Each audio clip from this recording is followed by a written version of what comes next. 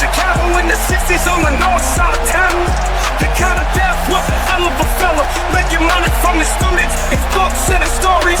Cause the kind of death was a hell of a fella, stolen talent from a real martial artist. He used to brag about his one-inch punch and how he studied the ways of the Shaolin. Count Dante, the kind of death, Black Dragon Fighting Society. Count Dante, the kind of death, death. So he made a club and started selling memberships to his Black Dragon Fighting Society. And one night he got a little too rowdy, and he killed the man in the ballroom bar. Cause the kind of death was a hell of a fella. He taught his students all the dirty tricks, like the one-inch punch and the 12-inch. Count Dante was born John Keehan on February 2nd, 1939 in the south side of Chicago. In 1967, he legally changed his name to Count Juan Rafael Dante, which according to him was his rightful title since he was an exiled descendant of Spanish royalty. Although... All right. So, he's already established as a weirdo? Now you say he's from the south side of Chicago, correct? Yep. All right, that explains it all right there. Stop. All right, I already know this guy. I already know what kind of guy I'm dealing with here. Now, here's the weird thing. Normally, I'm gonna, you've seen the show, you've been a part of the show, you've seen how we do things. The way we do things is to make someone the spotlight, and we just shit on them. We talk about how horrible they are, all the terrible things they did. Now, this is going to be just a little different because this guy did shitty things. He was a grifter. He was a criminal. But would you believe that this guy actually made a lot of very positive contributions to the world of martial arts, and he is still actually respected for a lot of those contributions despite the bad things he did. And I have to admit, when you hear the story, he did do a lot of good things. He did a lot of terrible things too, but he did a lot of good things. So anyway, it's odd. There have been a lot of people that did bad things that, we look back and still say, yeah, well, that guy was either kind of still funny or the movie was really good, So I can see how people, probably just kind of turn the other cheek back then. Yeah, like Bill Cosby.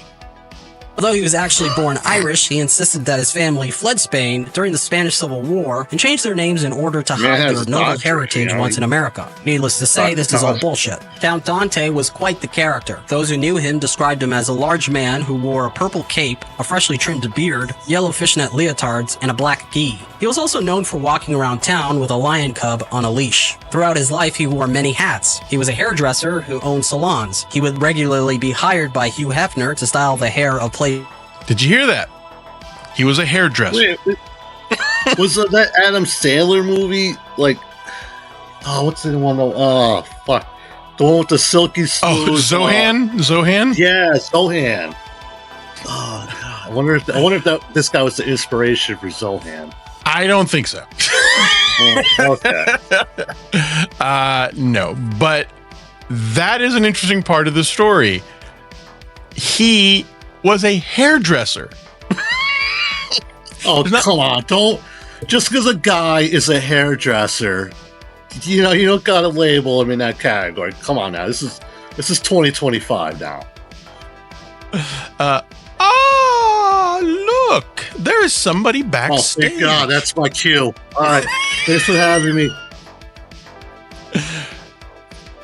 We have somebody backstage. Before I bring him out, though, we do this for all our guests.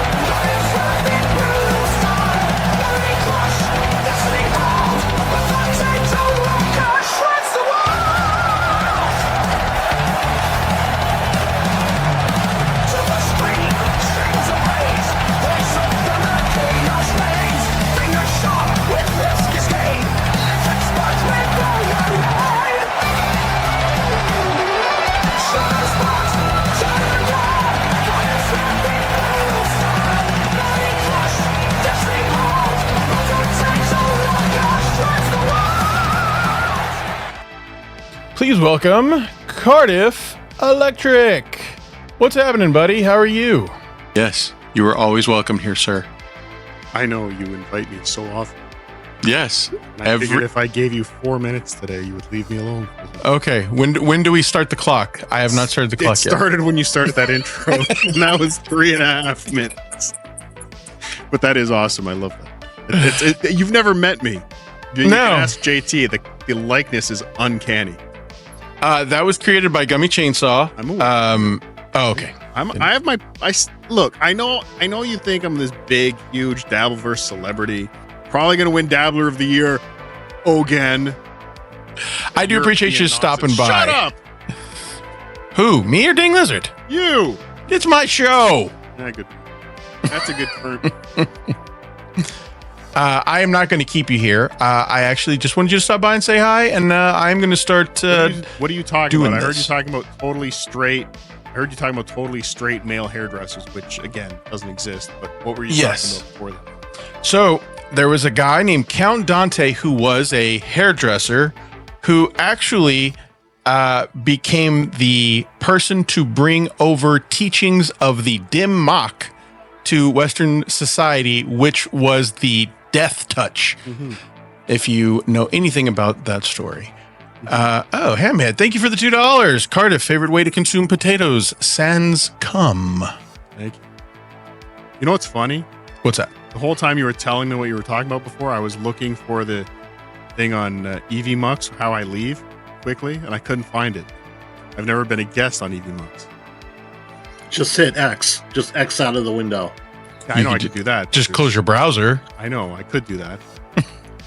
So what were you talking about before? You know, he's got his mouse right at X right now. Yes, yes, I knew it. God damn. I tried to stall him. I tried to stall him for like another second or two. I appreciate it. Okay. That was very nice of Mr. Electric to stop by. I told him to feel free to stop by and also feel free to not stay.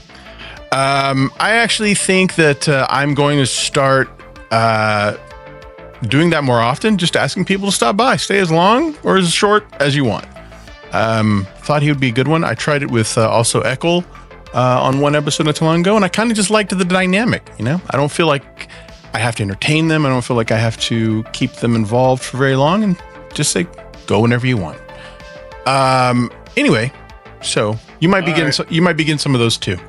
But you're stuck here, JT.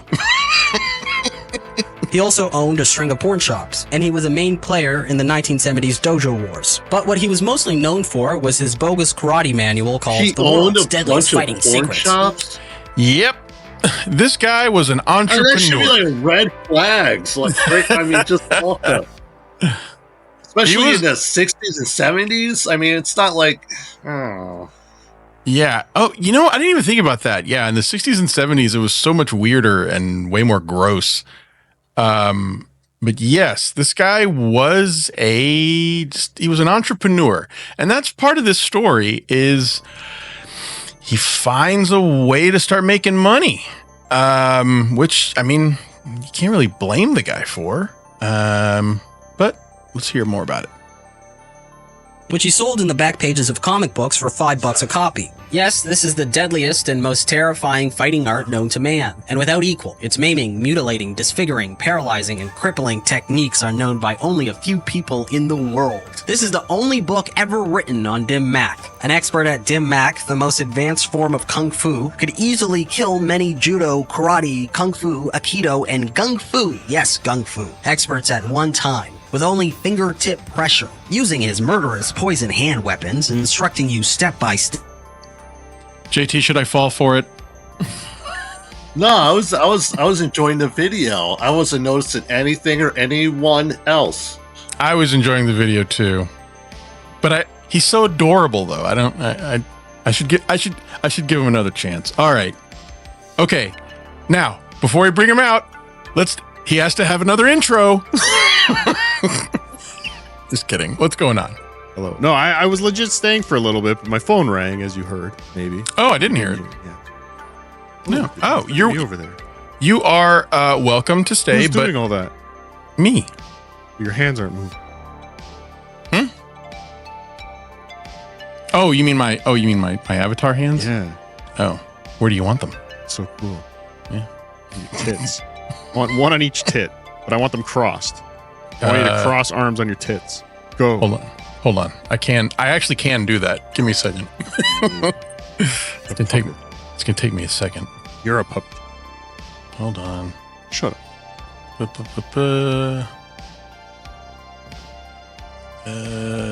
That. Like John. You're kind of on my tits there a little bit, but I can do this. So creepy. Looks like it's painful. Yeah, it does. It looks like I'm cracking something. Poor avatar. Thank you for being here, man. Yeah, but you are more than welcome to just stay as little or as long as you want. Stop telling me that. Don't tempt me. I want to make sure you know. Let's see here. Okay, so yes, that is the story. This guy, you just missed that he actually was an entrepreneur in several things, while also.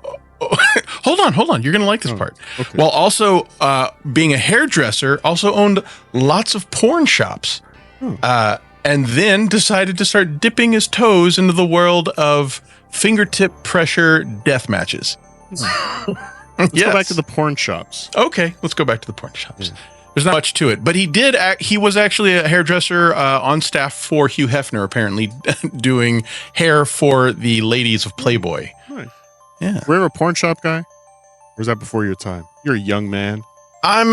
You're a young virile man. I remember the porn shops, but as JT pointed out, like a porn shop in the 60s and 70s has its own grossness and weirdness about it. Mm-hmm.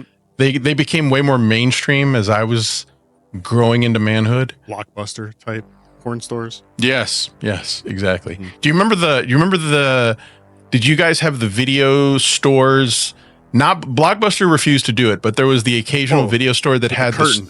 Okay. I saw like the swing doors that were like the cantina, cantina in a Western that had porn in the back, but it was. You'd watch the guys coming out of there. I would too. Look at him. Part of you was jealous, and part of you was creeped out. I was always just curious. I just wanted to know what was back there. Not that I wanted to get anything, but I wanted to know what was back there. Like, it couldn't have been hardcore stuff being sold there. I never thought it could. Anyway. The Gummi Chainsaw, the beaded curtain. Yeah, I saw a couple of beaded curtains, but the one I remember because it was just funny was those cantina swing doors. Was always funny to me. There was actually, I don't know if there were some. There was one that used to just hide the porn on the top shelf of the regular videos. And then like they would black out everything, but whatever part of the title they could show would be seen, and everything else is just blacked out. That is funny. Yeah. And you'd always try and reach for one when they weren't, because the back, you could look at the back, I guess, or open it up, I think. But yeah. I was trying to reach for one, but they wouldn't care. No. Sitting there looking at porno boxes all day. It was usually teenagers running the place. And then we got a copy of Transformers the movie and left. You are a tall man, as I am a tall man. So my tallness got me, what would you call it? Bought me some credibility into saying I was 18 before I was 18. And somehow it never worked with porn, though. Never. Really? Never did. If you remember, 1995-ish, I think, is when Jenny McCarthy was in Playboy. Mm-hmm. And everybody wanted that one. Everyone wanted it. And my group of friends were like, okay, well, you're the one that looks the most 18. Go try to buy it. And I walked into a gas station, and this guy was like, let me see some ID. I was like, God damn it. Yeah. I think here it was, if you were brave enough to try and buy it, you got it. Oh, good for you. Yeah. That's why you grew up to be so successful. He wanted to see ID in order to buy porn. Not even porn video, just a Playboy, like the softest of all porn. You think maybe he just wanted to know your name and address to go and talk to you later? No, I do not. Horned up. I know where there's going to be a 16-year-old with a boner in half an hour. You know what's funny though? This is actually a true story. Yeah. Is that a guy saw me walking out after having that interaction, and he stopped me in the parking lot and was like, "Hey, I saw what you did. Give me the money, but just let me take a look at it first." I was like, "Okay." So we gave this guy money, and he went and bought the Playboy for us. And he was like, "Okay, but the deal was I get to look at it first." I was like, "You got it." Did you ever have the communal Playboy? To some extent, a little bit. Like not everyone knew that it was communal. If you know what that means, like just like some people looked, and some people told other friends, and other people looked. But yeah, getting porn as a kid is I almost feel like the kids of today are growing out without a skill because the conniving and lying and clever things you had to come up with to look at porn as a kid are just things that this generation of kids is just never going to learn. You have to learn how to pick locks. Learn how to steal. Yeah. Oh, look at this. Hamhead. Thank you very much for the 5 Luigi Greenberg memberships. Man, thank you so much. So generous. Hamhead is awesome. Let's see. Space Chief, Why You Trashing Me? Tracy, Grimace, Mycroft.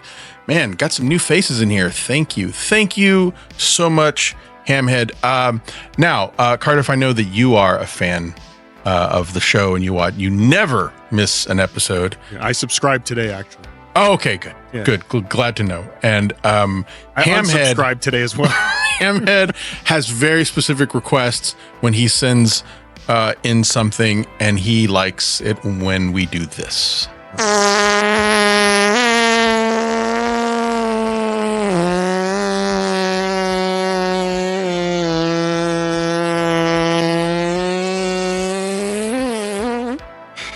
Thank you, Hamhead.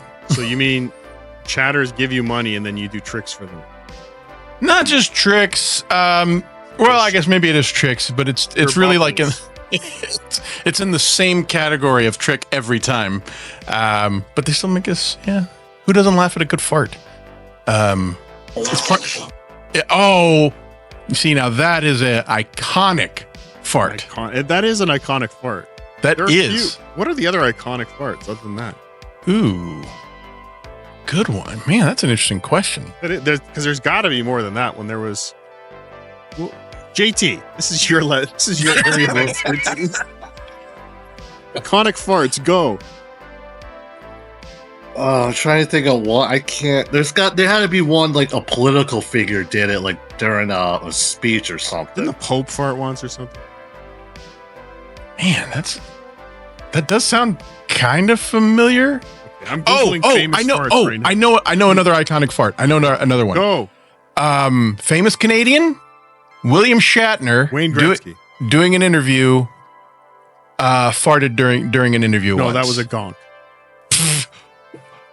What is a gonk? Do you mind telling me? Caddyshack Rodney Dangerfield. He says easy money, formerly MIA.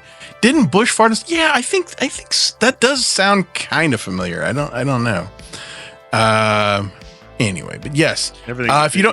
If you will play the fart one more time, I would be happy to tell the story behind that. Yes, that is the famous Mike Walker fart, in which Mike Walker, who was a respected journalist, was for National Enquirer.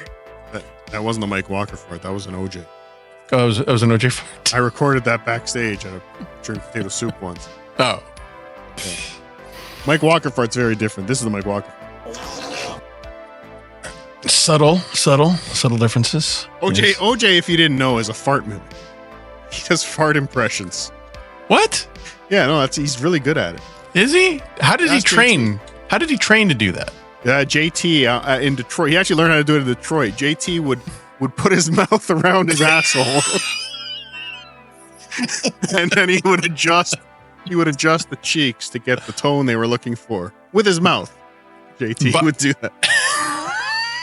Yeah, it's like blowing air like over the top of a glass, how it makes that rhythmic hum. Yeah. First they tried the water, like, you know, when you take a wine glass full of water and you wet your finger and go around the rim a bunch of times. Tried to make that noise. That didn't work. It's definitely the blowing over. Yeah, they figured it out. OJ got all the farts down. By any chance, my rim wasn't as big as the glass rim, so it didn't sound just quite right. As soon as JT showed up at the Airbnb, he said, "Do I get the rim job?" I said, yes, but no. Speaking of JT, yes. I'm curious. Did you, by any chance? Oh, you just came from WATV, so you probably didn't see this. No. But Gummi Chainsaw actually also made a intro for JT. If I wasn't on WATP, I still wouldn't have seen it. Yes. Okay.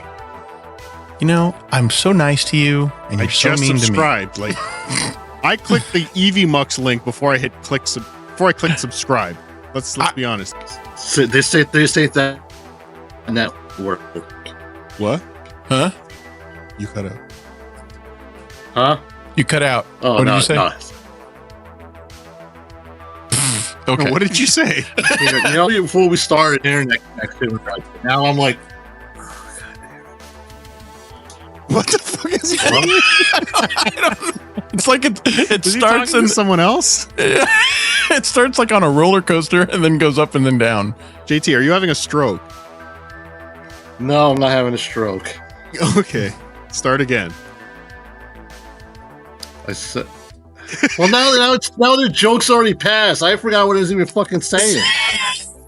Oh, it was a joke. But now we can hear you clearly. Yeah, now we can hear you. You're not cutting out now. Yeah, it's now my brain isn't working, so the mic works fine, I guess. Well, supposedly Rocco told Gummi Chainsaw that JT looked like Bill Chafin, and yes. so that's not as handsome. Just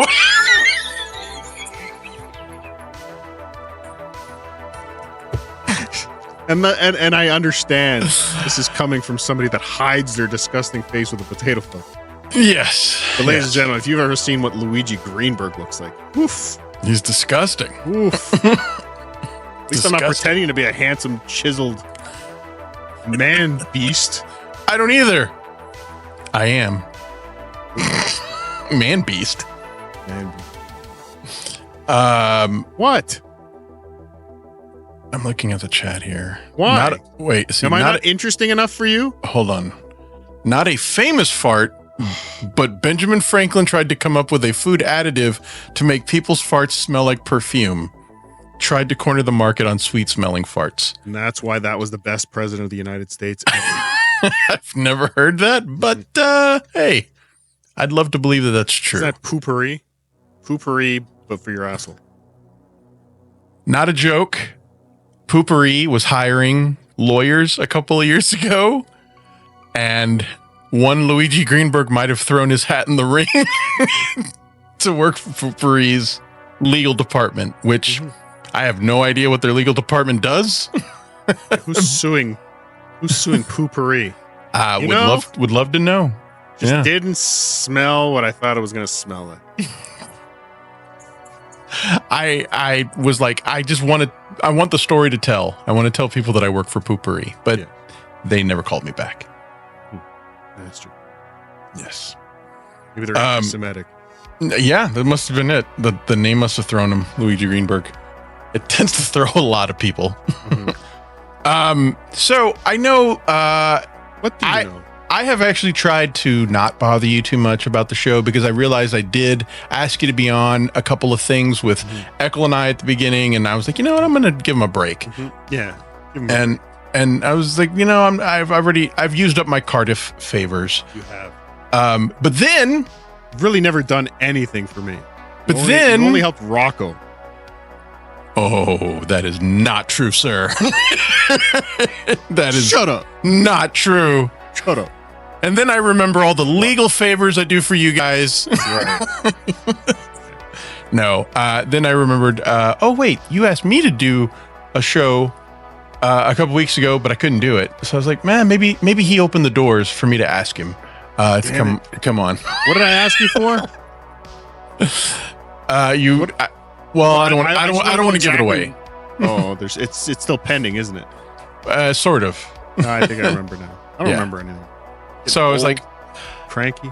I'll ask him to come on and give me 10 minutes. Yeah. Which I think was a fair trade.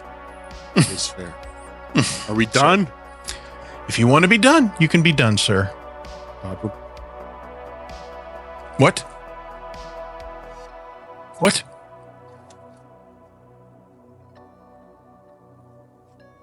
I can do dead air all by myself. I know. I've been watching. I just subscribed. I like this. I like the drop-ins. I actually like this a lot. Good. Yeah. Would you like to stay for a couple of minutes and learn more about Count Dante and his contributions to the Dim Mak? No, but I will. Okay. And I'll leave abruptly to fuck up your EV Mux setup. Okay. I would expect nothing less of you, sir. But I do appreciate your time. I absolutely do appreciate it. Because I know it does suck with this thing when people just leave abruptly. No, it doesn't. But Do you use EvaMux? I do. I don't ever have problems with it. Doesn't it leave the thing up? Oh, is that just in the studio it does that? No, I know what you're talking about, but there's a way to get a way to get rid of it. Explain. I know you're. Let's do it. Yeah. The audience is riveted. I don't even know if they can see it, but I know what you're talking about. Oh. Yes, there's a way to get rid of it. Interesting. Okay, so yeah, Play so the clip. this guy was teaching Play people the how clip. to use Play finger the points clip. to Play the kill clip. them. Play the clip. Play Only the clip. because you asked. Step for each move What's he in this doing? manual is none other than Wrestling. Count Dante, Can you set it the up a bit? What's he deadliest doing? man who ever lived. The crowned I hate you prince so of much. death, the undefeated supreme grand master I of think my family feels.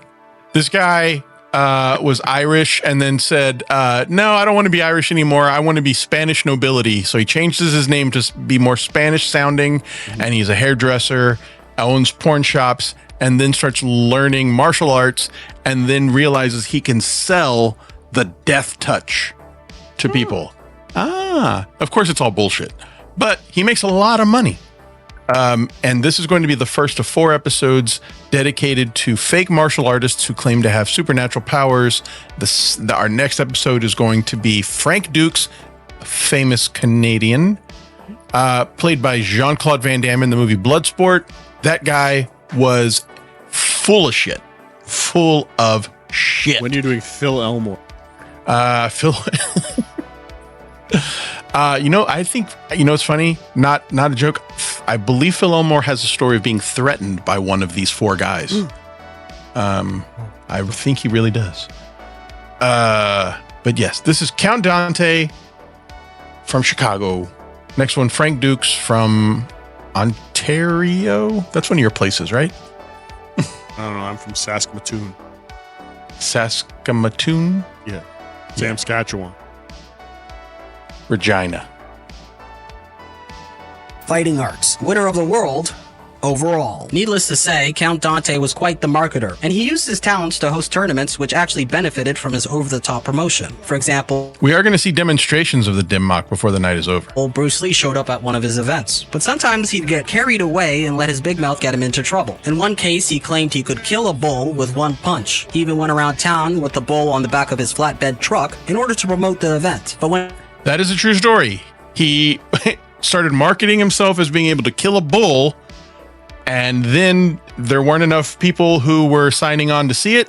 So he takes a 19-year-old student of his and puts him with the bull in the back of a flatbed truck, and starts just driving around, banging pots and pans, trying to advertise his abilities to kill the bull. when people turned up, he gonna put the panicked kid in and a delegated bull his costume. 19-year-old What's that? Should have put a kid in a bull costume. He did that. And he killed the kid. student to do the deed.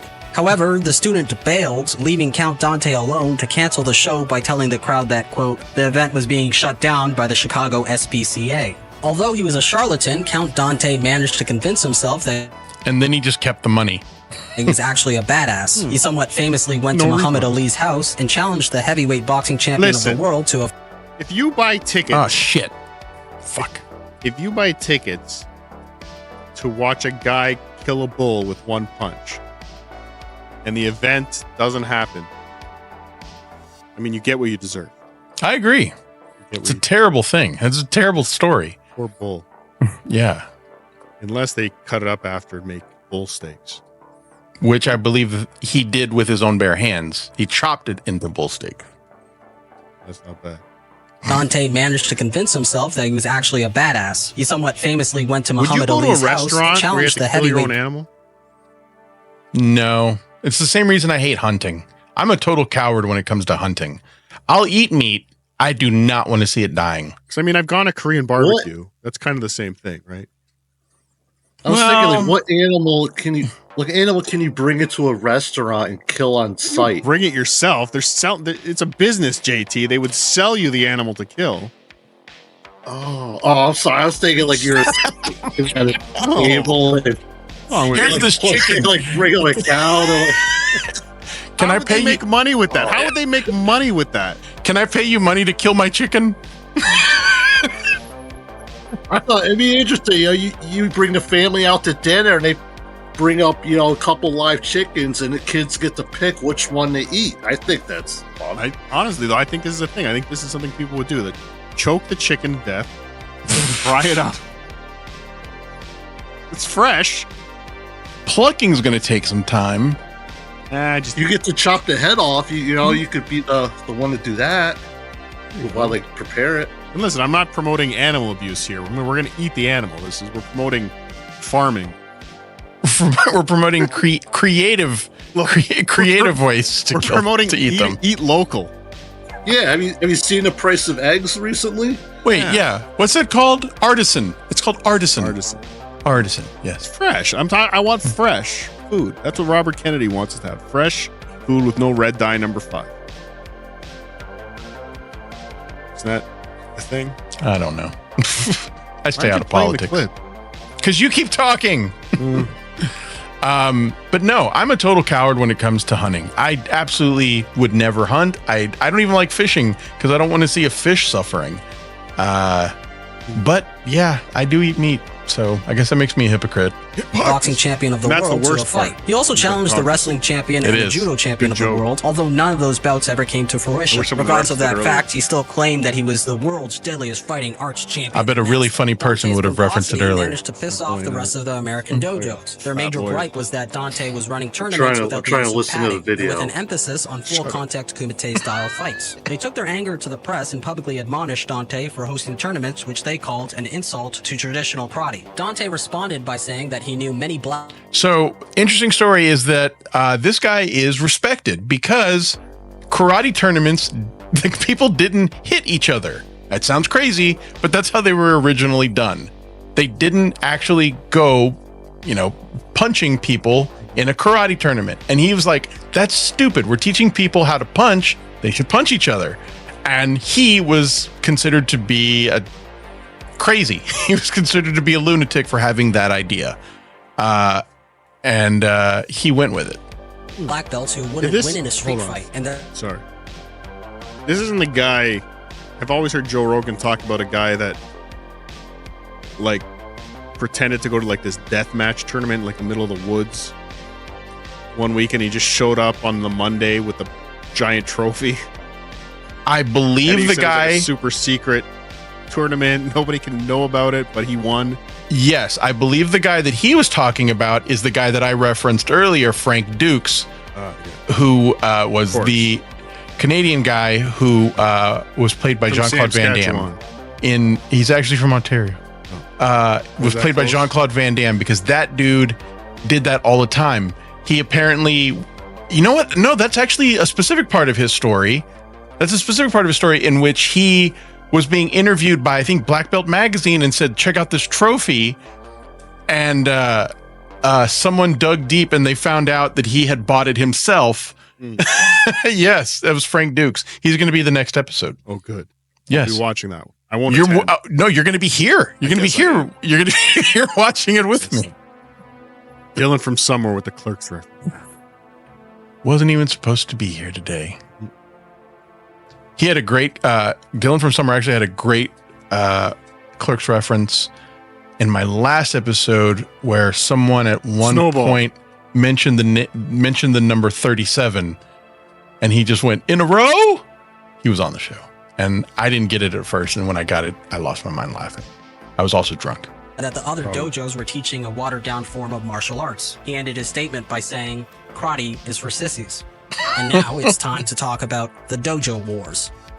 The Dojo Wars were comprised of 2 incidents. The first incident happened after Count Dante and Doug Dwyer, the second deadliest man alive, also the guy in this photo, got pissed drunk and decided to blow out the window of a rival dojo.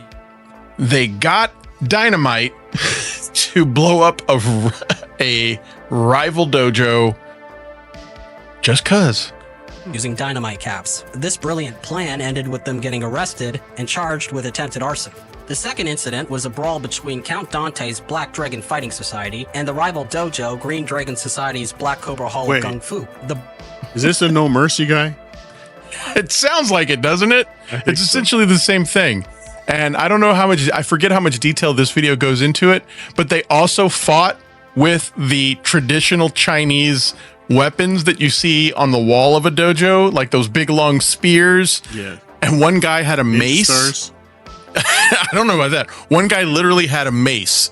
And one guy got stabbed. Let's see. Between the 2 dojos ended with one man being killed. Sweep It started the with leg. Dante rounding up a posse and then heading off to the rival dojo. Once they got there, Dante kicked the door open and found 6 green dragons armed and ready for a fight. The incident was covered in a Black Belt magazine article called Chicago Memories and the Death of Jim Konsovic. According to the article, the room was full of men bearing Chinese weapons, maces, spears, swords, and knives. The article states that Dante somewhere. said he was fighting for his life and pulling eyeballs Sounds like out a of the bunch of heads nerds. It does, except for the fact that someone lost an eye. One person lost an eye. This guy claims to have stolen it, but both sides don't remember him fighting. Like, neither side remembers him being there. Every Renaissance fair I've ever been to, if someone loses an eye, it's not a big deal. You just trying to wink at me? You just try to close one eye? No, I did not. I can't. Jealous. I can if I want to. Wait. Oh, wait, shit. Why can't It's I? painful. Well, that Botox. Homo. You do get Botox, don't you? Yes, obviously. I actually do get Botox. I do. I get it in my neck because I have neck issues. What does it do for your instructors. neck? What? What does it do for your neck? I have neck issues. Tell me. Teach me. Well, it's a lifelong of giving blowjobs. Yeah, again, I'm interested. No, I have a similar affliction. Yes, you can get it so that your neck loosens up and you don't get headaches. Really? Yeah. You've never heard that? No. I'm going to try it now.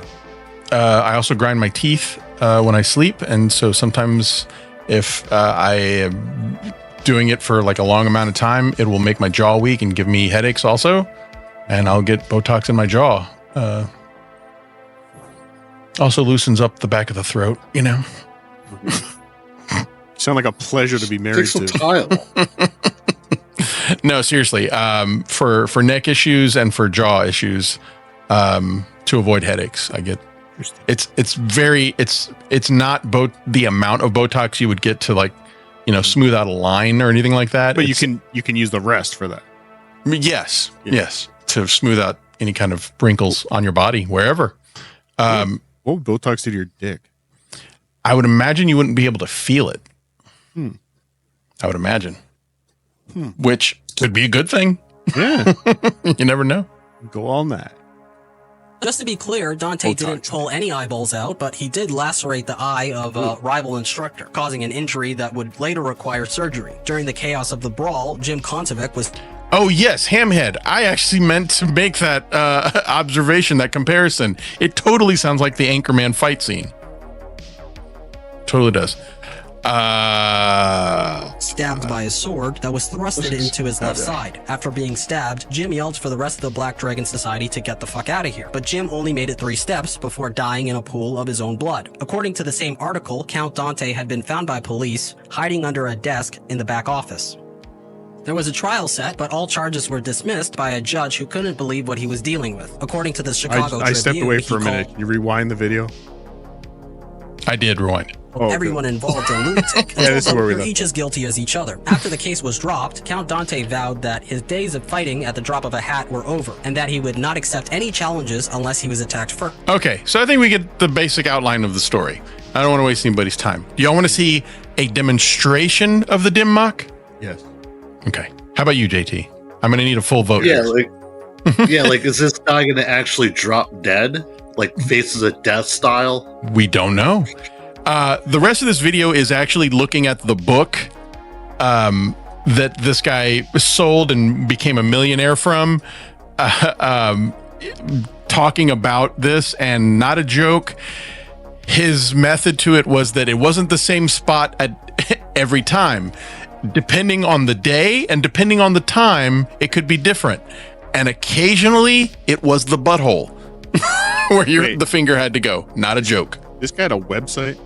No, this was in the 60s. But Why this is there a does website? inform us that apparently the Dim Mak That's is different. more or less effective. Look, No, on the ad that you showed, Set on there's a certain website body by the parts, book. leading to the revelation still that selling this between book. 8 to 10 p.m. an anal Dim Mak is at its most potent.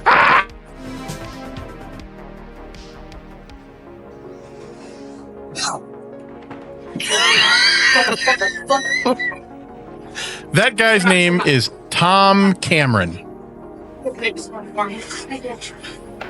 And he teaches how to knock people out without touching them. And he had his student demonstrate it on him. But impressive acts of mind over matter don't have to involve any supernatural skill. In the martial arts, mind over matter That's can actually be very achieved easy by to do. mental discipline alone. It is actually very easy to And do. among the most And we incredible might see how is it's the done. deadly discipline of Dim Mak. I've been studying martial arts for approximately 27 years. I started as a means of self-defense when I was in college. That was the first gym class that I'd ever taken. According to Tom, Dim Mak can so perfectly Wait a refine the minute, that mind. guy's an instructor? He looks like an 80s sitcom neighbor. Get the fuck out. Let's show him 10 years later again. That guy had one job and didn't want to touch him. Yes, you're right. Can so perfectly refine the mind's control of the body that a skilled master can stop his enemy's heart with a single touch. Okay, I want y'all to keep that in mind, that is the claim. Can stop the heart. Single touch. The death touch. The death touch. If stimulating key points on the Cheese body touch. can affect health, maybe a precise blow to a special acupressure point can terminate life. I absolutely believe that this information is vital to get out. Imagine if the population are able to use these techniques not only for self-defense, but to resuscitate their grandparents when they have a heart attack, resuscitate their child if they get into an accident, That's bring a- It people can out. reverse death as well. That's quite the justification leap you're taking there, Mr. Cameron. Out of epileptic seizures. Imagine what the medical implications of that are. Grab. This slides down, touches that point, and moves the person to the ground. I've had a lot of martial artists that have said, what I'm doing is not possible. I'm faking Yes, lots. Lots of people. it. I think I could take this guy. My students are going along with me until I touch them and show them exactly what's going on. Now, the basis of showing all this stuff also, Cardiff, is that we study psychics a lot. We show the tricks that psychics use in order to convince people that they're talking to the dead, or that they're being manipulated and deceived. These Bullshido artists are using the exact same tactics by claiming They speak to dead people? claiming psychic powers. They're saying that they have the spiritual power, and without giving a single point of reference, they They say get the ghosts to kill people. yes, that's exactly it. No, without giving a single point of reference, they're saying lots of people have told me.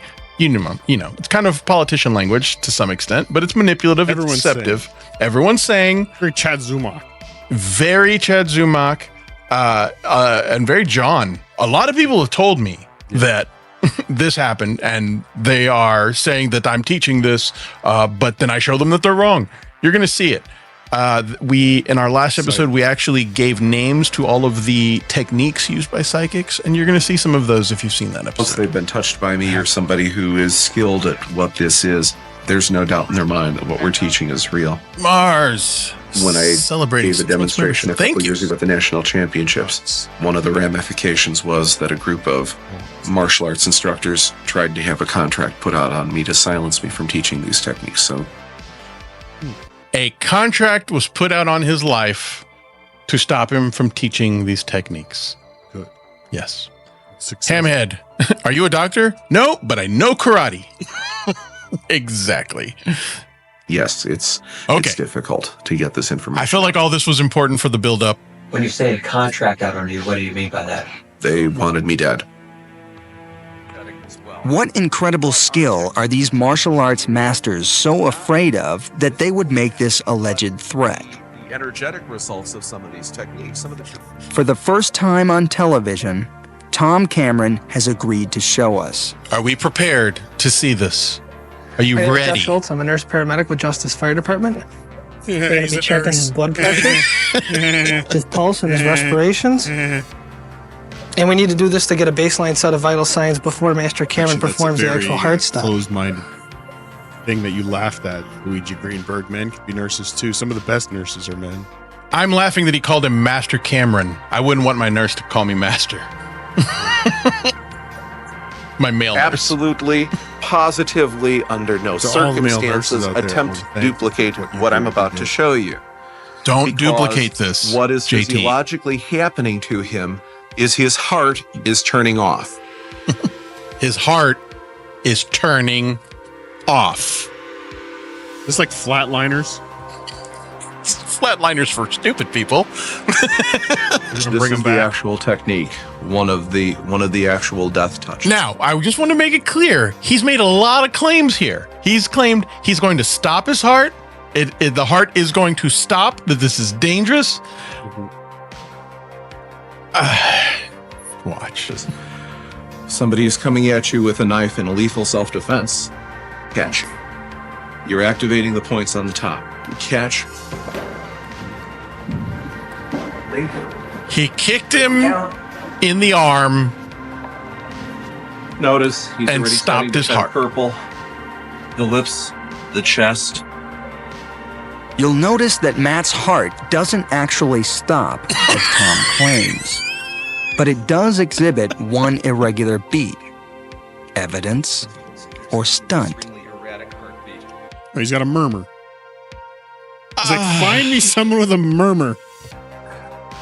I'm blown away at the hubris of these overly confident con artists who can literally say with a straight face, I'm going to do X and demonstrate it. And you bring in all your science and your, evidence tracking machines, and it will show you that I'm going to do this.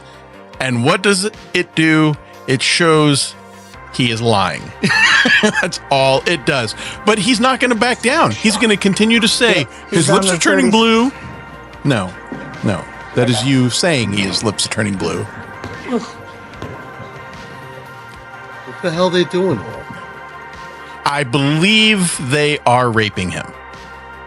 He's becoming real diaphoretic, which is very common in Czech. His heart rate did drop to the 20. Let's just. I gotta say one thing, and then I gotta go. Okay. But the nurse, the medical professional on hand. Yes. Who called him Master Cameron, by the way, which leads you to believe he's in on it. Yeah. But as a medical professional, if they believed someone was dying in front of them, I think their first obligation is to resuscitate, not to put on an EKG monitor. Yes. So that we can demonstrate whether or not now his heart is something that I actually left out was Master Tom Cameron there demonstrating that when you have your chi disrupted and it causes you to pass out, there's a specific way to bring your chi back, which is slapping the back of the neck. And notice the nurses are doing exactly what Tom Cameron has suggested they do, as opposed to their own medical training. Mm-hmm. Yeah. Okay, you know what? I'm going to ask you to stick around for a minute because the next video here is going to be. You can leave any time you want, but the second I say I gotta go, just one more thing, potato. You're going to like it. I think you're going to like this. Well, tell me what I like. Potato. Oh, wait, I didn't realize that was Tom Cameron behind him. That is Tom Cameron. I didn't realize that. I thought it was a nurse. Went up 160 over 100, which isn't uncommon once the heart is restarted. Blood pressure tends to go up. Ah, okay. Started. How we doing? Coming back? Even though we've acknowledged it never stopped. Because no doctor was present, there's no certain. Why wasn't there? Because no doctor was present. Why wasn't there a doctor present? If we are going to be stopping a fucking heart in the middle of a gymnasium knowingly. Skipping a heart. This guy essentially showed this guy a picture of the love of his life. And his heart skipped the beats. But his claim is that he stopped the heart. So if he is in fact confident in his own skills, why wasn't there proper medical attention prepared? Well, we all know it's nonsense. We know it's bullshit. But his claim is that it was in fact going to stop a man's heart. But he said he could punch him back to life, no? You know what? You got me there. Maybe he knew what he was doing. Such nonsense. That this was real. And then he gets people. You get these people to play along. Cannon blood pressure. Yes, that is correct, okay? Dang Lizard, because there was no doctor that had time for this bullshit. Pretty strange feeling to have it go down so quick and the heart stop like that. Yeah. We did not allow the student's heart to stop for. Now, that is a psychic trick called absolving responsibility, in which you are, in fact, doing exactly what you say you're going to do, but it doesn't work out the way you want it to. You say, well, something went wrong. The spirits weren't working that day. Now he's saying, everything I said I was going to do, okay, in fact, I did not do it, but here's why it didn't happen. Fucking idiot. Oh, god damn it. Fucking motherfucker. Shit. Am I allowed to go now? Hold on. I'll tell you when you can go. To stop for any length of time. I think you're going to like this. Only allowed it to go to a point where it was obvious that the cardiac action was failing. It's called edging. These techniques should only be practiced under the strictest guidelines by under teachers who know exactly how to do full resuscitation. Substitute teacher. Imagine if we could all start and stop each other's hearts. Yeah. Dark possibility. But we've said it didn't happen. Fucking idiot. Okay, this is Mr. Frank Dukes, famous Canadian from Ontario. He, like Canadian. JT, is the basis, the person Jean-Claude Van Damme played in the movie Bloodsport. He claims that was his story. He is full of lies. We are going to learn all about his lies, spectacular lies. This is him demonstrating his version of the Dim Mak. It is somehow brick-based. I want to point out is what is known as a death touch. The ability to hit someone, leave no bruise, no mark whatsoever, and yet stop this brick's heart. heart. Or let them die hours later. This sounds like a James Bond movie, you realize. Well, the ninjas were the James Bonds of Japan. Oh, okay. You know, you put two of these things, and what are these called? These are just just brick too. toxic. Easy to break. I broke the ones over there. I'll leave these intact, in fact, for this time. And I'll break the bottom brick, and I'll leave the top one. That's intact. all, just the bottom one? Yeah, I'll break okay. the bottom one. Go for it, Frank. Which now, you're going to break this brick down here, not the little ones that you put in there. That's right. Okay. Do you remember this trick from the movie Bloodsport? Anybody? How he you like he right straight through. Right, and he breaks the bottom brick.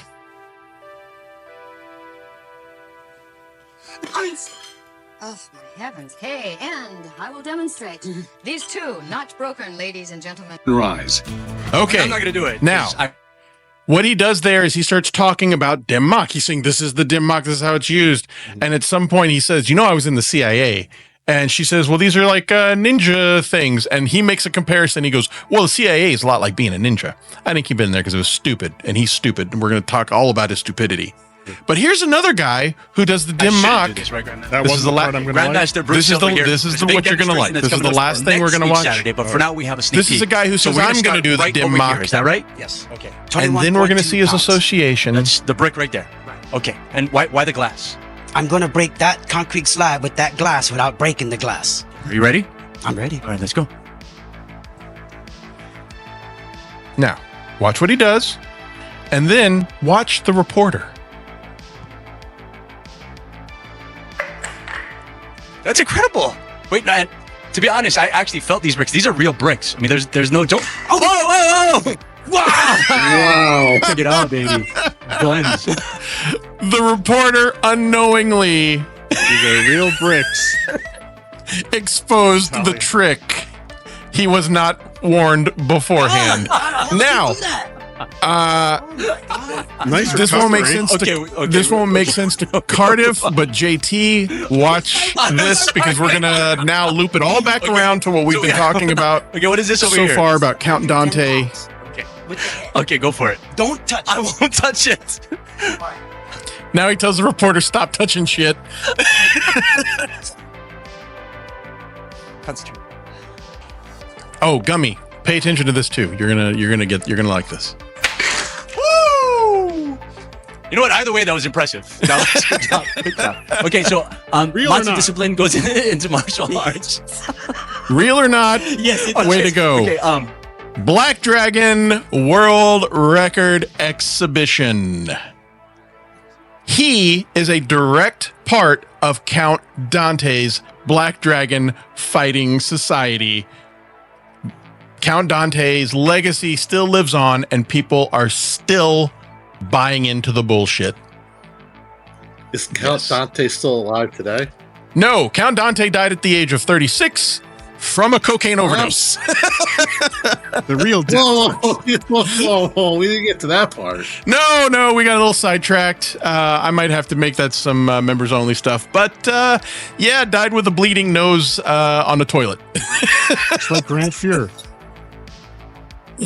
Like Elvis. So yeah, this has so much involved with it because of being exposed as a trick on live TV and also being associated with Count Dante's Black Dragon Fighting Society.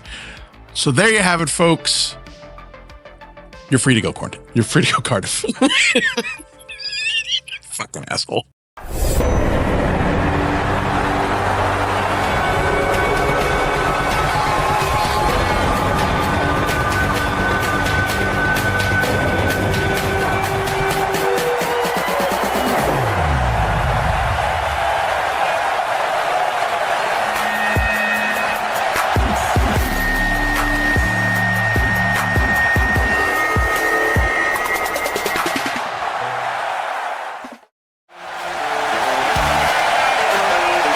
My name is George Dillman, I'm an action man. 1970 was the year I began.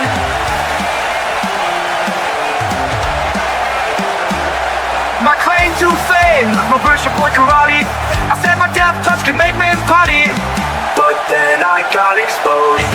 Now everybody knows that it was all fake on the laughing stock of martial arts.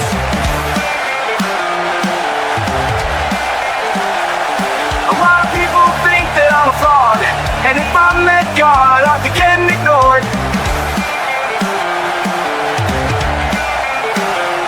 I was a martial artist until my mid-20s, but now I am a martial parodist. But then I got exposed, and now everyone knows that I was all fake on the laughing stock of martial arts. It flows throughout the body. Without it, you don't function. And it's a radio wave. Science can't find chi. It doesn't exist as far as science can tell. I'm just saying, if somebody's going to be a chi master, they better look like they went up into the mountains and learned about silence and brought their oneness down. That's fair, I think. I mean, you gotta look like what you're selling, right? I would hope, right? Yeah. All right, so here we go. Without a doubt, George Dillman is a force to be reckoned with. He's a 9th degree black belt who has taught everyone from Muhammad Ali to Bruce Lee. So that's a funny thing is that... Come on, what? There was a time he was respected and legitimate. And he's able to drop just about anyone using applications of pressure to certain points along the body. You can't take it there. He just checked his old, didn't he? Week right here. Okay? That did look a little weird. What now? Thumb up his butt. What we're going to see here is that there's kind of this routine that he teaches, which is once you knock someone out with a pressure point or a chi knockout, that there's some Eastern philosophy-based way of bringing their chi back to life, which is slapping them on the back of the neck. You'll see it for yourself. yeah. Pressure point knockouts are the easiest way to put a person down. I can put the largest person that you can find in the world, and I've done this. With that finger, I can put him on the floor. It's the guy that's a big guy. So much confidence. But that's just the beginning. That's a crazy thing. You're right. It's so much confidence, but like, he sounds like he could do it. That's part of the con job is you can't let anyone see the facade. You know, you gotta, you're selling yourself. You're selling your con, you know? Yeah. Dillman claims to have adapted this technique to where he can knock a person out without having to touch them. Use chi energy out of this hand, and we're going to affect up on the head at the third eye. The snap couple. Back. Did he slip on something? Soak that in, folks. Soak that in. God. No. He yelled and flailed his hands, and the man fell unconscious. This would be more badass if he didn't yell. There we go. All of these karate techniques. You know, you're absolutely right. If he waved his hand, like a wizard, or like the Force, like the Star Wars, straight up. Yeah, that would be so much more compelling. But the yell is just another point of sell. It's just another way of like, hey, when I yell, that's my energy coming out. Showmanship. Yeah. Oh, there you go. Showmanship. There you go. Yes. The ejaculation is just, a happy benefit. Isn't it always? Are made possible by manipulating chi. He makes a chi ball. He'll get the radio frequency going between the hands, and if you get up and... This actually is one of my favorite parts of this. Now, I want you to just listen closely and, from a logical standpoint, try to make sense of what he's saying. And feel it's actually hotter inside that ball. I've seen him already knock people over with it. He throws the chi in such a way that when he catches it, it knocks him backwards. For Dillman, chi is like electrical circuitry that he can turn on or off with a simple, well-placed punch, or even just a tap. We enter the chi into pressure points that both accept chi or give off chi. Just kind of barely. Now that part where he says that there's a chi ball in this little boy's hands that he is tossing to an adult, he says that it's getting hotter in there, in that ball. But who has a thermometer to measure such a thing? They should be able to verify. He would never allow it. That seems something that's easily verifiable. Maybe even carrying a thermometer in his pocket. But instead, he's just simply saying it and expecting everyone to believe it. And that's amazing. I mean, that's the sign of a con artist who's going to tell you something. Oh, well, here's a fact. Oh, well, I can measure that fact, but don't go out of your way to measure that fact. Well, even if you brought a thermometer and like they can't sense the heat, he's going to make up some kind of excuse on why couldn't. Yeah. But I don't know. That part always just struck me as funny when him saying, "Oh, we have several devices that have been created for the sake of helping mankind measure heat and measure, differences in temperature. But I forget where to find one." Just tap them. I use ones to give off chi, put it into ones that accept chi. We, in essence, turn their light switches down. Now that one's my favorite. What? That one right there is my favorite. the knockout by hitting the hips. Is that what he hit? He hit his hips, and we're going to see a little bit of a demonstration of it later. Oh shit! I don't know if I cut that. So here's the thing: a little peek behind the scenes. Pretty much every single fucking time that I do a show, I think I'm prepared and I'm ready. Maybe even a day or 2 or 3 before the show, and then I just happen to pop on YouTube the day of the show, and suddenly there are things now in my algorithm that YouTube is recommending to me about my topic that I've never seen before. Every time, without fail. And it did that today, and I was like, shit. So I recut this real fast, but I don't know how much I included. But that hip knockout was that blew me away. Yeah. One of the things that popped up was an hour-long video of George Dillman doing a demonstration for like a bunch of people it looks like a hotel ballroom, and people are just taking turns knocking each other out for an hour. The Fight Club. He made a fight club. But these stupid knockouts of like hitting the hips or hitting what they're calling like the fourth stomach meridian or pancreatic meridian. Like these stupid things. Anyway. Go ahead. Well, I was going to say, can you punch a person directly in the chi? Yes. Apparently. But if you remember, that was the source of the Dim Mak, which was the death touch that was that Count Dante brought to the United States and made a book about. But if you remember, like any other good con job, what he did was he overcomplicated the issue and said that your chi moves throughout the day. And you have to know what time it is in order to hit it precisely in order to kill someone. But then also, if you did it with some sort of slight variation, you could maybe just stop their heart. You could give them diarrhea. You could make them sick. And depending on what time of the day it was, sometimes the chi was located in the butthole. I am not making that up. It is. Watch the Count Dante episode in which they show the actual like hand-drawn graph of the human body of chi and the times that you're supposed to hit it. It's so silly and so stupid. But that's also another sign of a con job. Overcomplicate something that you're telling people can do on their own, so that when they say they don't get it right, you can blame them and say, nope, that's not what I taught. What I said was, here we go. We're going to actually see a little bit of that a little bit later. Kicks out their circuit breaker panel in the back.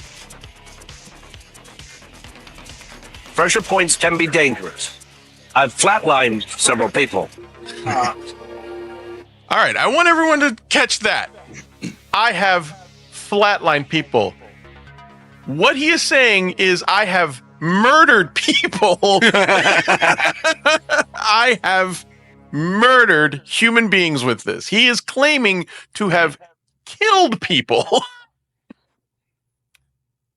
I have no... how do you respond to that? What do you take him into the hospital for? So I destroyed his chi. Well, I mean, okay, so for him to have done that, I'm assuming he means in classes, and if they're in classes with him, he's probably made him sign a waiver saying he can kill them. So it's probably all on the up and up.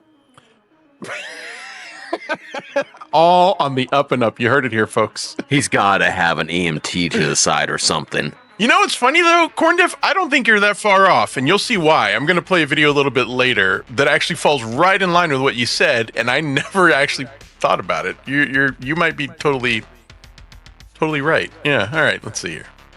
They come to see Dillman's remarkable ability to move walls of people from 10 feet away when they can't even... Oh my goodness. Oh my goodness. See him by channeling his chi at them and interrupting their auras.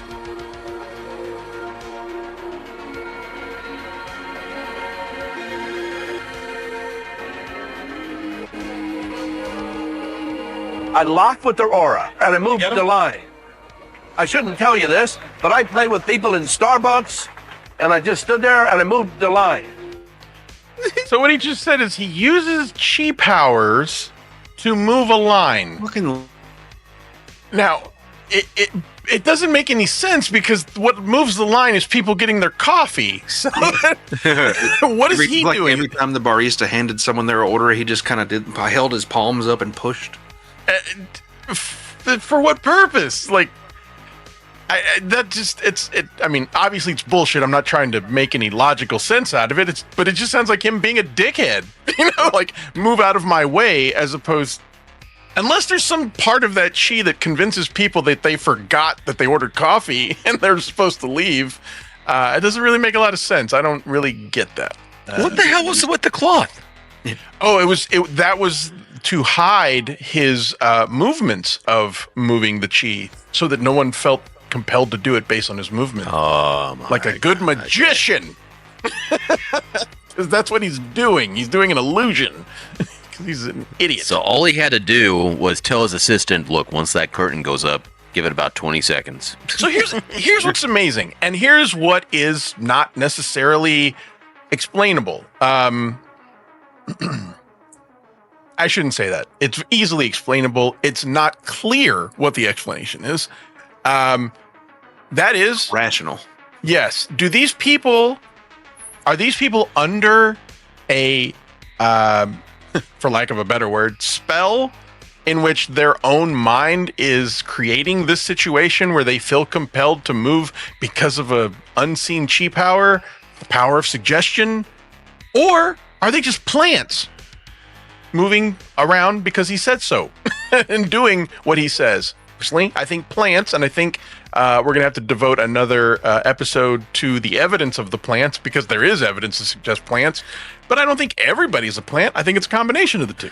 Well, for me, it depends on how old some of these people are. Like if those were a majority of children in that line, it's not going to take very much to kind of convince them of a supernatural thing that's happening. You just got to have another adult to initiate the force.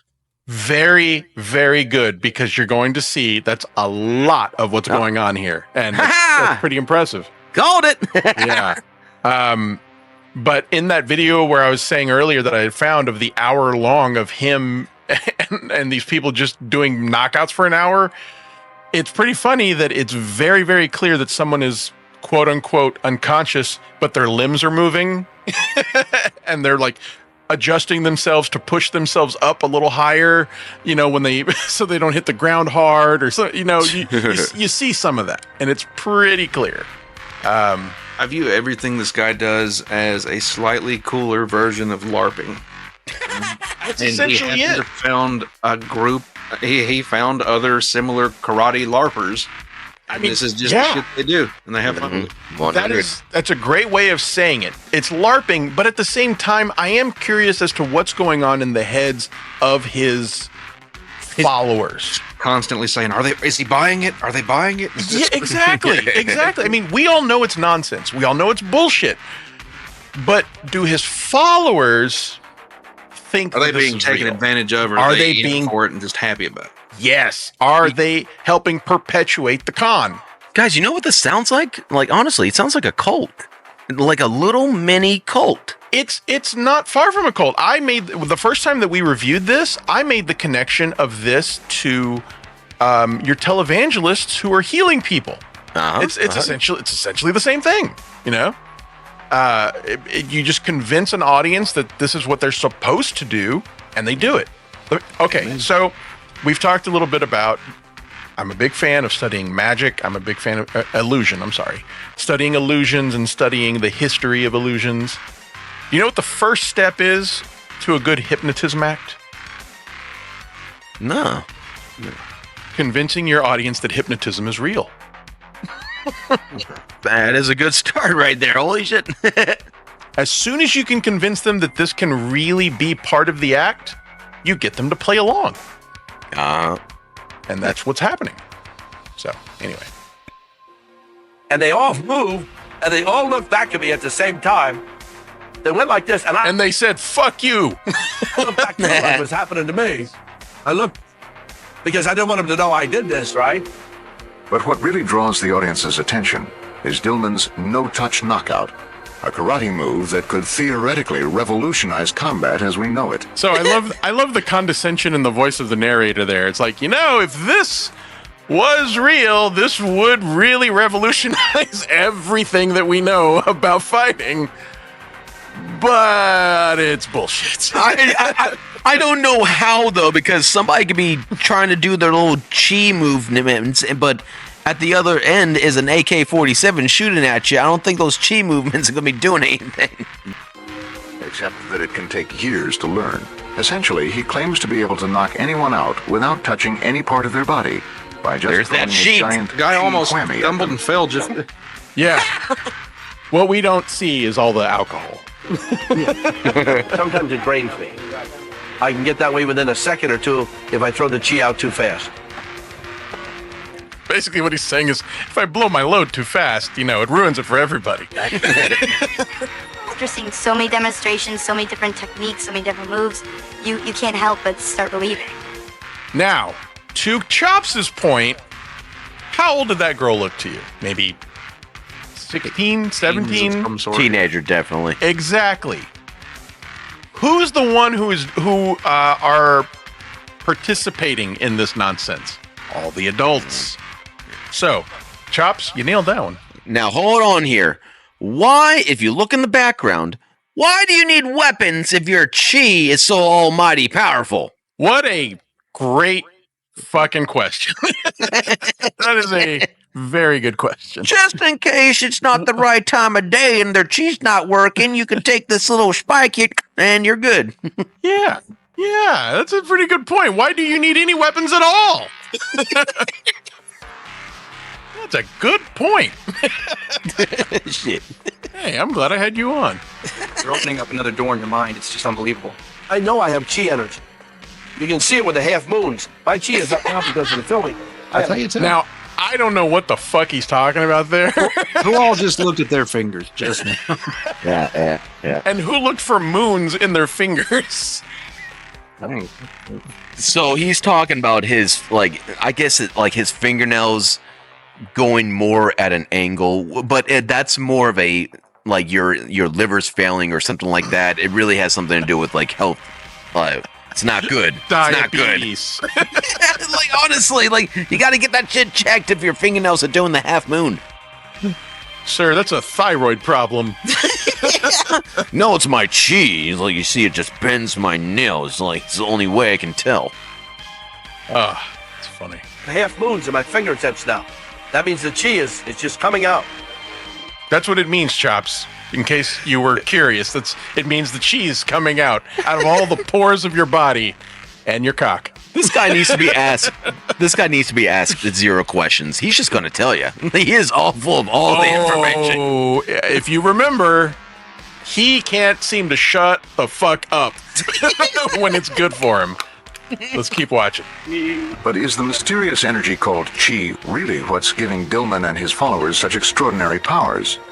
Or is it, as skeptics suggest, simply a form of hypnotic suggestion? It's time for a showdown. In one corner, weighing in at no more than 125 pounds. He reminds me of Julian from Trailer Park Boys. Oh, yes, he does, doesn't he? That's funny. There's something so pretentious about that turtleneck, man. I mean, if it was a different color but black, that just says something. For some reason, I don't know why. It does. This guy's like a 1960s cat burglar.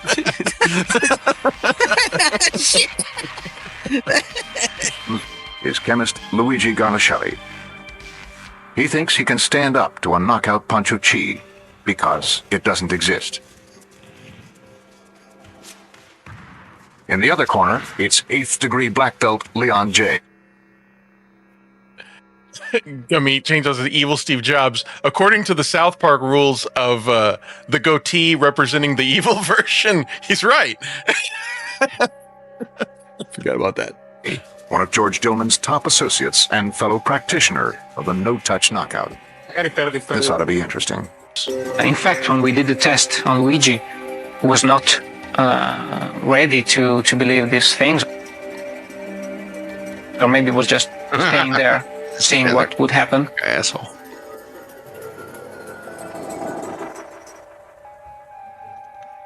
It didn't work. Dillman thinks he knows what went wrong. Had to break the silence somehow. And has come up with a very interesting explanation. The skeptic was a totally non-believer. Non-believer. Plus, I don't know if I should say that on film, but if the guy had his tongue in the wrong position of the mouth, that can also nullify it. You can nullify it. You can nullify a lot of things done to you. If you have your tongue in, I don't know what the right spot is. In fact, I only know of one spot. So if it's in the wrong spot, you can nullify a knockout. Wait, how are you ever going to use this in combat or battle or in self-defense if the other person also has to be a believer in order for it to work? What a fantastic gym. What a fantastic question. And I wonder if famous boxers, George Foreman, Mike Tyson, if they knew this tongue trick. Let's see, Luigi, Gummi Chainsaw, the great Gummi Chainsaw. Please, everyone, go support Gummi Chainsaw. Let's make our version of Cheez-Its. I like that. I do like that. The Luigi Greenberg snack, the non-believe-its. I like God, it. it's so good though. God, I love Cheez-Its. I do love a good Cheez-It. You know what recently was introduced to me as a good side for Cheez-Its is a peanut butter and jelly sandwich. You have a peanut butter and jelly sandwich with a side of Cheez-Its. That makes sense. It does, Oh, yeah. It goes together so well. Fantastic. In fact, you can nullify them if you raise those two big toes. Plus, Oh, yeah. That was another thing. If you raise your toes, you eliminate a knockout. Again, would love to ask Mike Tyson, Evander Holyfield, you know about the toe? The toe and the tongue trick for knockouts? Man, if your trainers did not tell you that when you were training in your prime as a boxer, you got ripped off.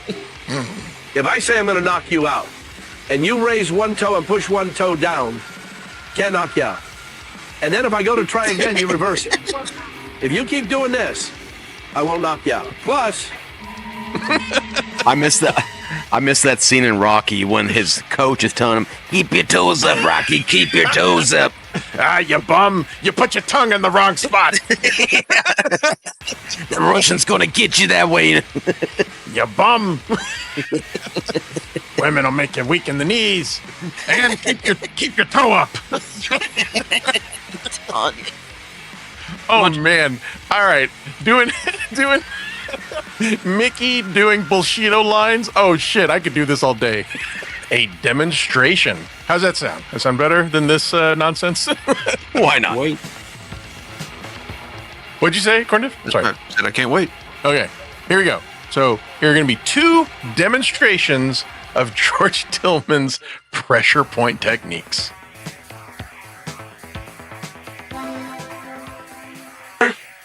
if I touch, if you grab me, if he grabs me to muscle me, if I touch anywhere here, He's saying if he touches his foot and just lightly tap here.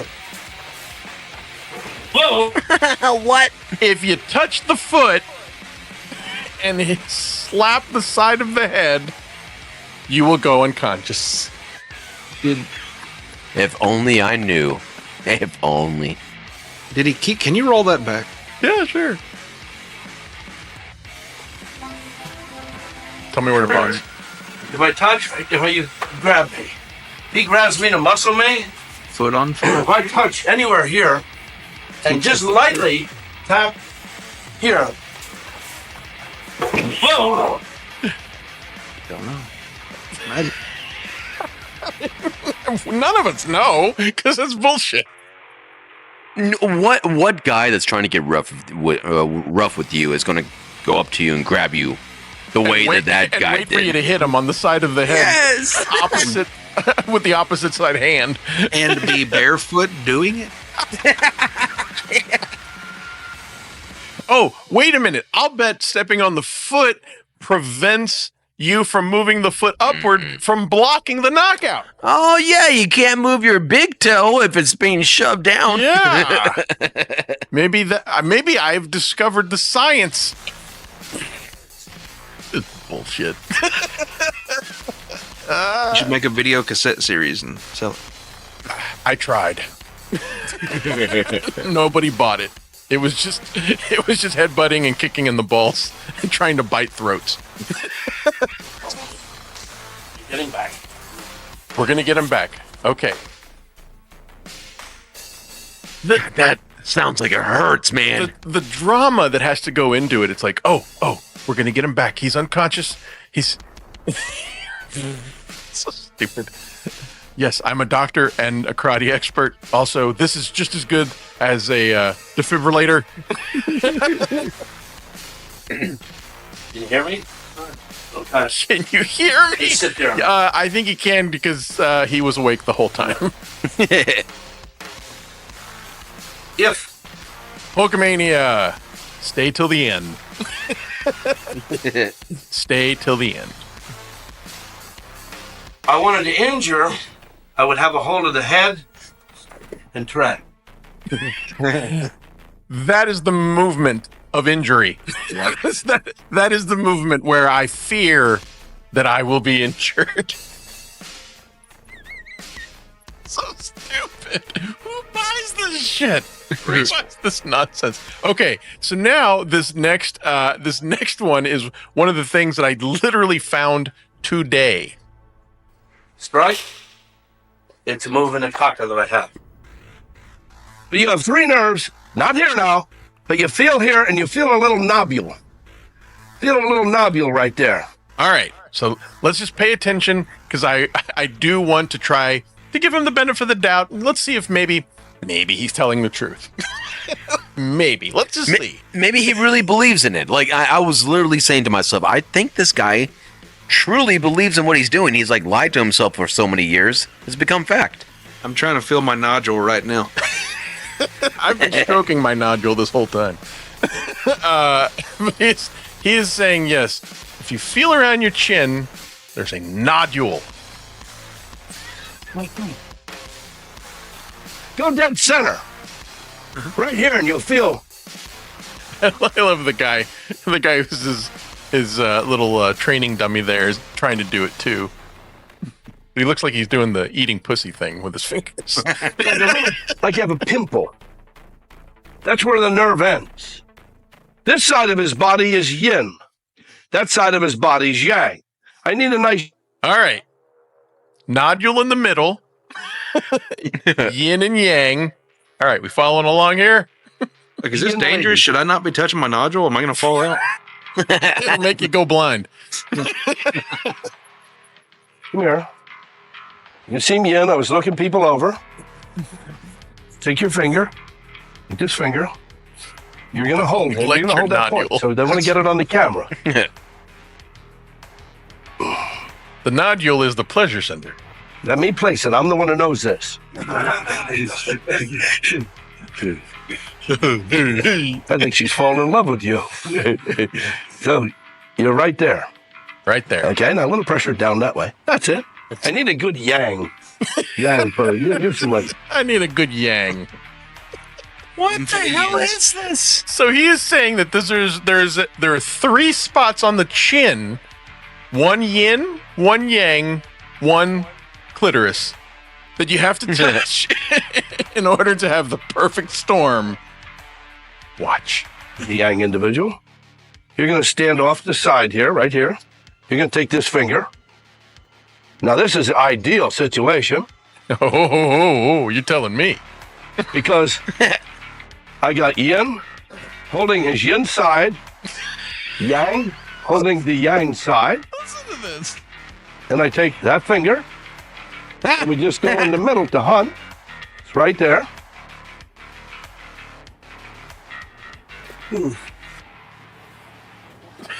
Oh my God, no. You all right? No. You were impressive. You need a better actor. Now, did you hear that? Now, again, this is just falls right in line with all this bullshit. You didn't do it right.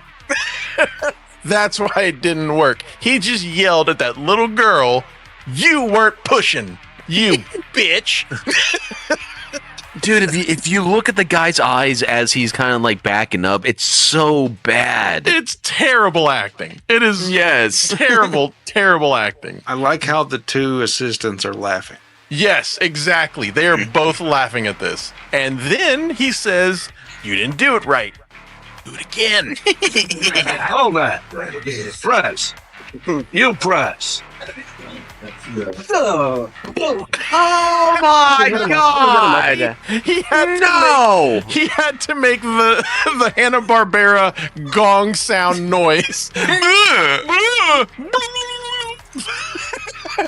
Can we back it up just as he's getting hit? Oh my God, and then as dude! he's falling, he said, "I'm going unconscious." And then they had a banana cream pie fight. This is so stupid. Press. You press.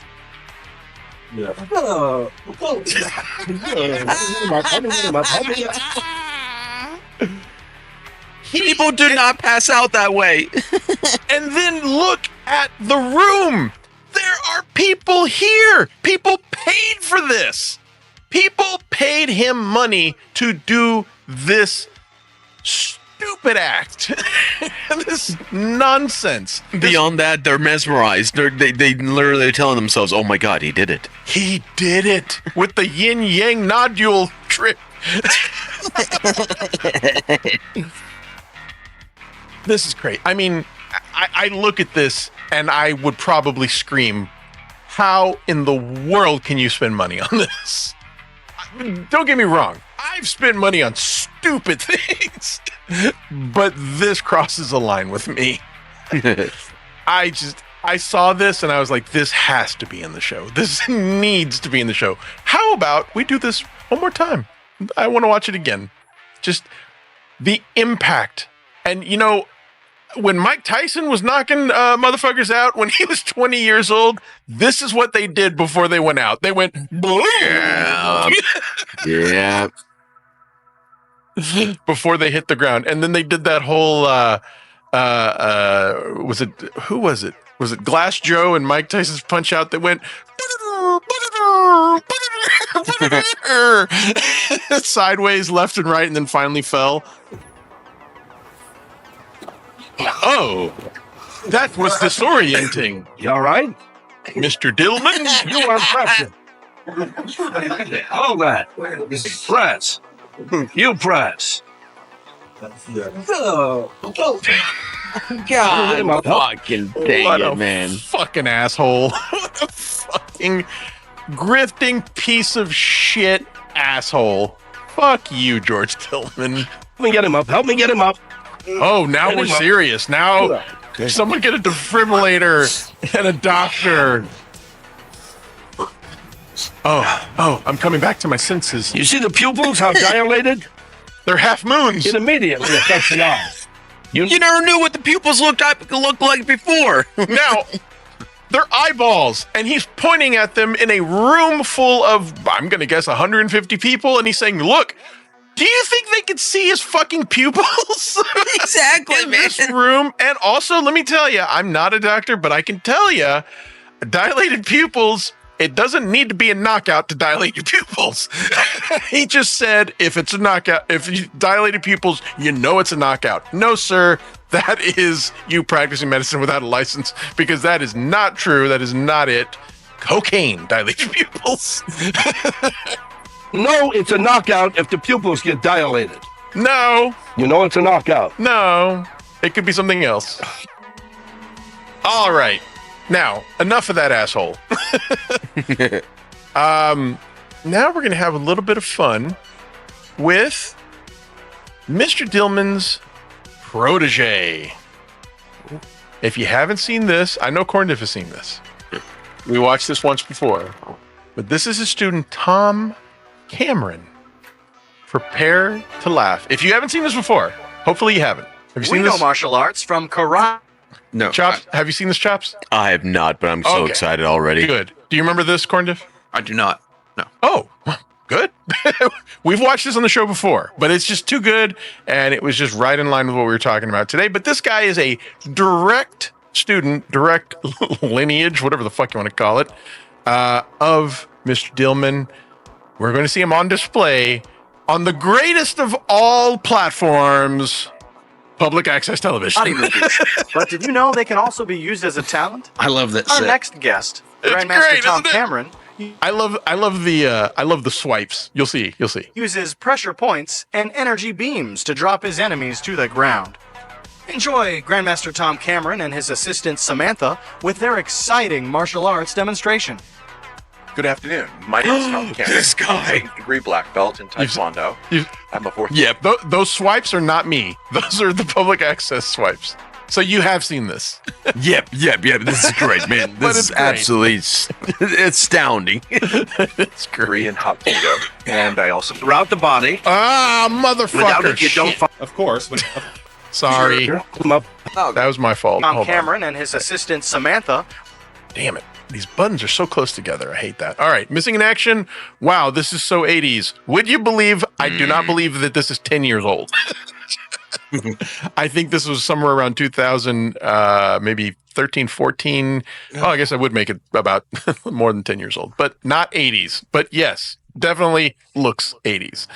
High school talent show vibes. That background looks like a prom. I 100%. I'm jealous of that background. Somebody put that background together and said, "Yeah, that's it." This is it, folks. We nailed it. I'm going to see if I can make that my background for the next show. With their exciting martial arts demonstration. Good afternoon. My name is Tom Cameron. I'm a 7th degree black belt in Taekwondo. I'm a 4th degree in Hapkido. And Do you always have to be fat and out of shape to have Dude, you took the words right out of my mouth. It seems to help. It's insane. All of them have been. It's not even chunky. They've been fat. It's straight up fat. Okay, now speaking of how fat he is, I want everyone who's listening or watching the show to really try to tune in to the sound. Oh yeah, yeah. Try to tune in to Tom Cameron's breathing. If you have headphones, put them on. several other different art styles. The reason that I'm here today is I'm going to be showing off some of the techniques that we've learned that utilize pressure points as well as energy projection and sound. I have my assistant here, Samantha. She's one of my black belt inductees. The thing that sets our art apart is the fact that we do use energy projection as well as sound. I'm going to use one of the stage people here. Andy is going to be more Petra later on, but for right now, what I want to do is he's already out of breath. Take your time, Cameron. Okay, now this bullshit Just wearing here. regular ass Adidas track pants. Those are regular sweatpants. Okay, so listen to this. This is amazing. This line of bullshit here. Okay, pay attention, because of all the bullshit, even the knockout bullshit, I don't think it goes to this level of bullshit. I'm going to try and pull you. I want you to resist as much as possible.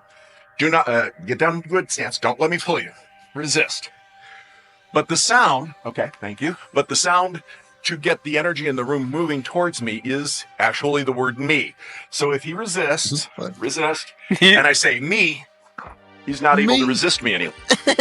Saying a word affects the sound, which affects strength. I mean, come on. We've been doing it wrong all these years, Luigi. I can't stop looking at that poor belt. That poor belt. Hey, he worked for at least a year to obtain that belt. Give him respect. And then he had to buy a bigger one. It looks like it's about to explode. All right, so now we learned about how to bring energy in. Maybe there's a way for energy out. Longer. The energy actually forces him towards me. Now, because I'm a bigger guy, I can use physical force to do that. But if I'm doing it with a young lady like this, and I can resist. I can fight it. She can't get me. Watch But the if background. She uses that word. Me. Get out of here. Pull me off my feet. There are sounds or phonemes that work for every direction. Now I'm going to try and push you. Get down into like a football stance. There you go. Come on a little closer to the microphone, I guess. And all right, now put this in your mouth. don't let it. Stance. Don't Close let me your push you. eyes. Good. The sound is ho. Can you tell he's out of breath? He's out of Yeah. from that short little sprint he did into that room separator, whatever you call those things. Give him a chance, man. He's doing like 3 days of workout right now. Ho. He's not able to resist. Try one more time. Don't let me push you. It seems Look, I've used hoe a lot of times in my life and never did that. And it was usually when I was pushing someone.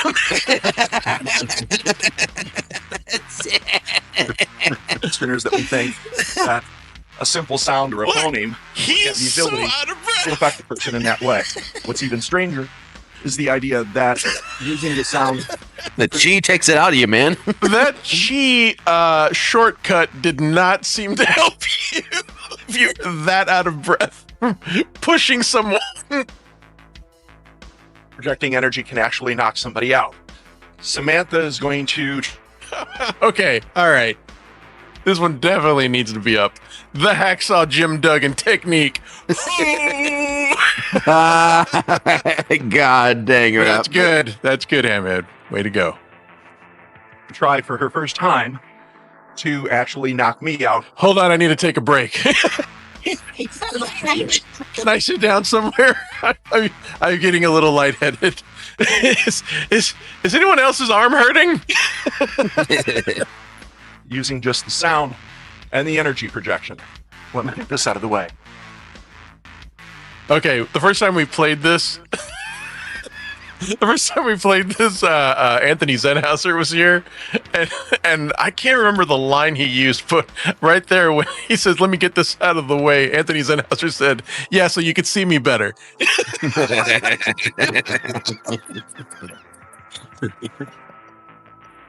I remember that.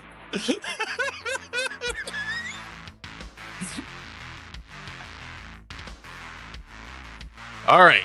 Now, I believe we've established that this guy's name is Andy. Andy has one job: to catch Tom when he gets knocked out from chi. That's a big job. He fucked up. Now again, you have to. Damn it, Adam. Now you have to do the follow-up, which seems to be part of the routine of knocking someone out with chi, which is to make a really big deal about it and act like they're in danger.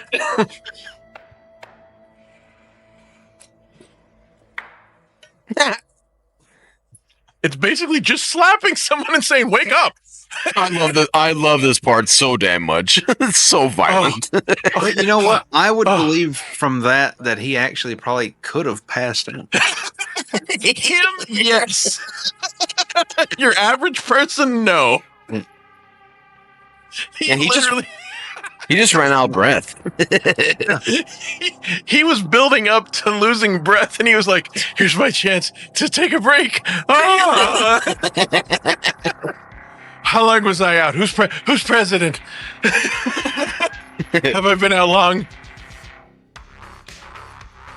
She Hadouken the shit out of Gummi Chainsaw. Go support Gummi Chainsaw. If you can shoot in tight, you should be able to see that the pupils are actually dilated. Now, who does that sound like? Oh my god. Yeah. Who does that sound like? As a result of the initial push and the energy push. I have to collect myself because I got Hadoukened so bad. Like super bad. Fucking ass. Yeah, all right. Yes, I can do it. Now step up. I don't need your help. Spit in my face. Yeah. All right. Time to put the handcuffs on.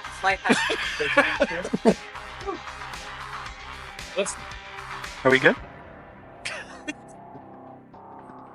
Okay, Tom and Samantha, that was Wow, that was such a load of horse shit. Thanks for stopping by. It was pretty incredible to watch. Tom, can you tell us about what we witnessed when she used the sound and energy to make you fall? What they are theorizing is that we actually have that humans, because we operate with an electro. He's still out of breath. Yeah, Sitting that down. somehow we've been able And taking a rest. Out of breath. to develop the ability to interfere with the nervous system, and it kind of acts like a circuit breaker or a reboot system for a computer. Wow, it's something to see. And Samantha, how much training? I love that. Not giving it credibility, but just saying, well, that's something to see, right?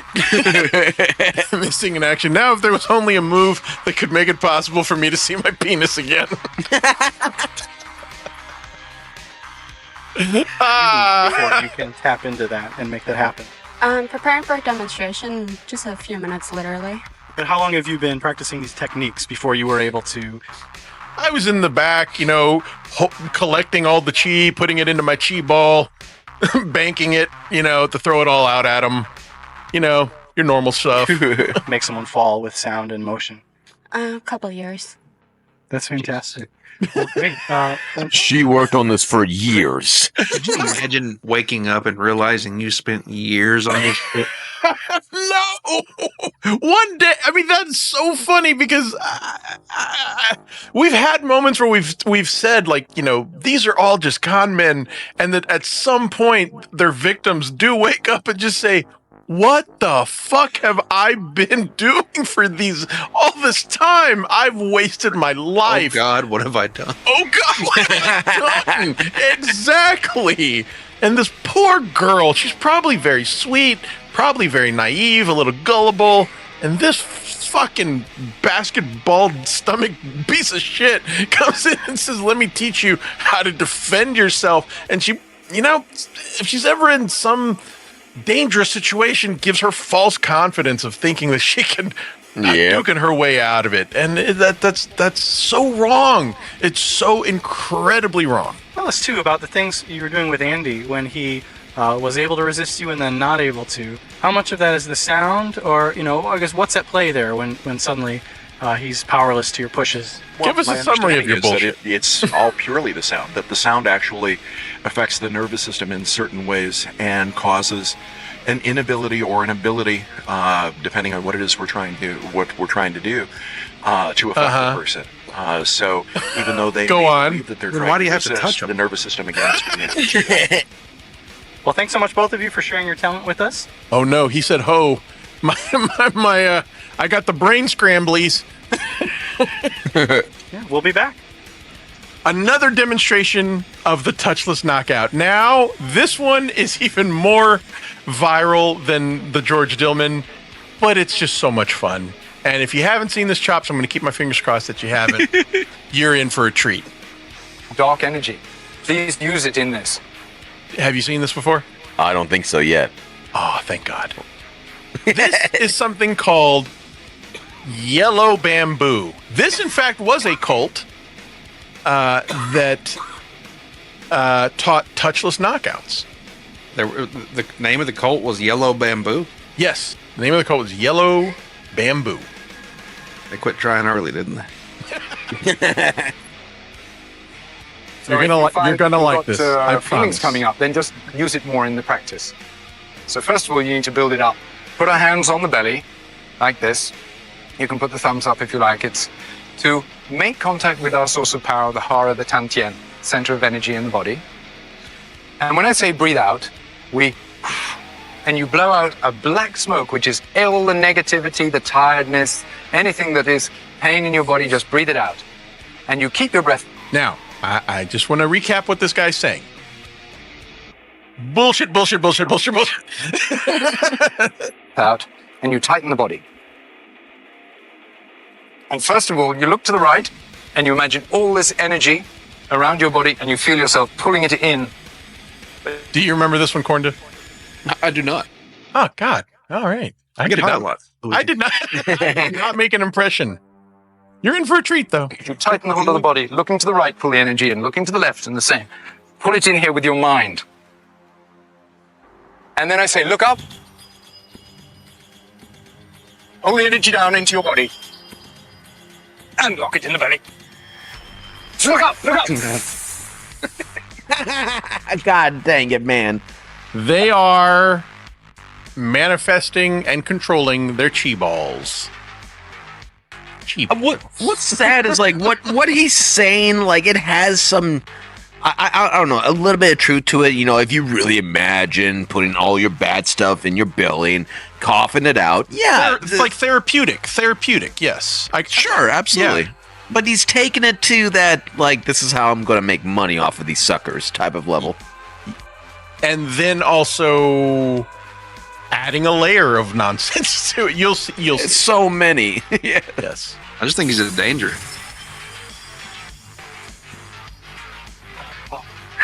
Yes, it's coming up this way. Good. Push down. Hands together. Hands back on the belly. As soon as you get to chest height, then cross the arms. Keep your focus. Cross the arms, bend the legs. So now you imagine there's huge chains all around the body, right up to the head. And when I say break the chains, open the hands, send the energy out the back of the hands, out the whole of the body. And it looks like this. So you're coming down. And I say, bend your knees, cross the arms. And then break the chains. I've seen Dragon Ball Z before. I get this. That is essentially it. He is talking about controlling chi balls, and he's giving himself hemorrhoids right here in this picture. It's just okay. Let's just stay tuned. Let's just keep watching because it's pretty funny. Pulling in from the right. Pulling in from the left. Looking up, breathing. Use your voice this time. Break the chains!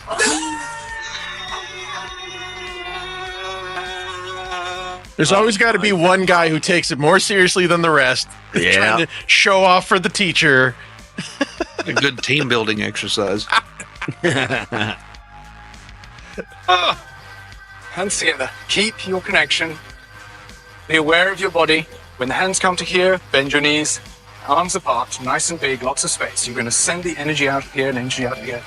He's giving instruction. This is where the bullshit comes from. This is where the bullshit's going to go. See what happens in the middle. Keep going and keep breathing.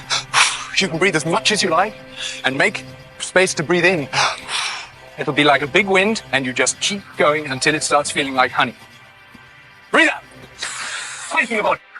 The energy comes from your pussy. Yeah. So get a good look at this lady. Tighten the whole body. Cross the arms. She kind of has that look of doubt in her eye. Am I doing this right?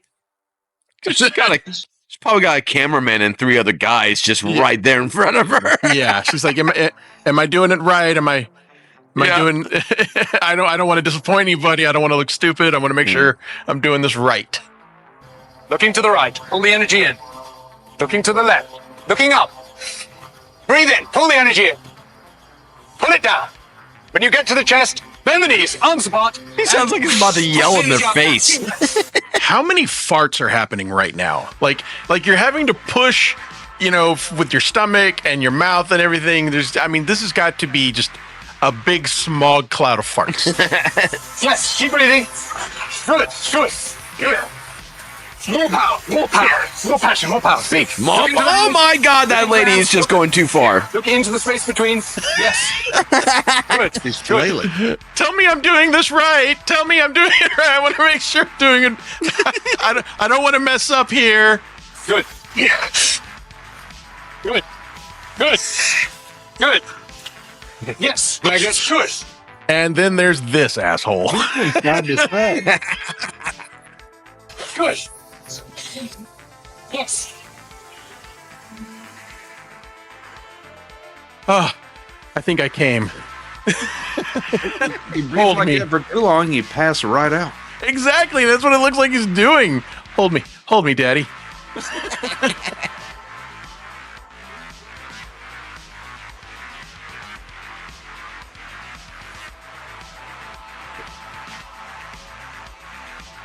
So, you've got a lot of power, but it's not really coming out.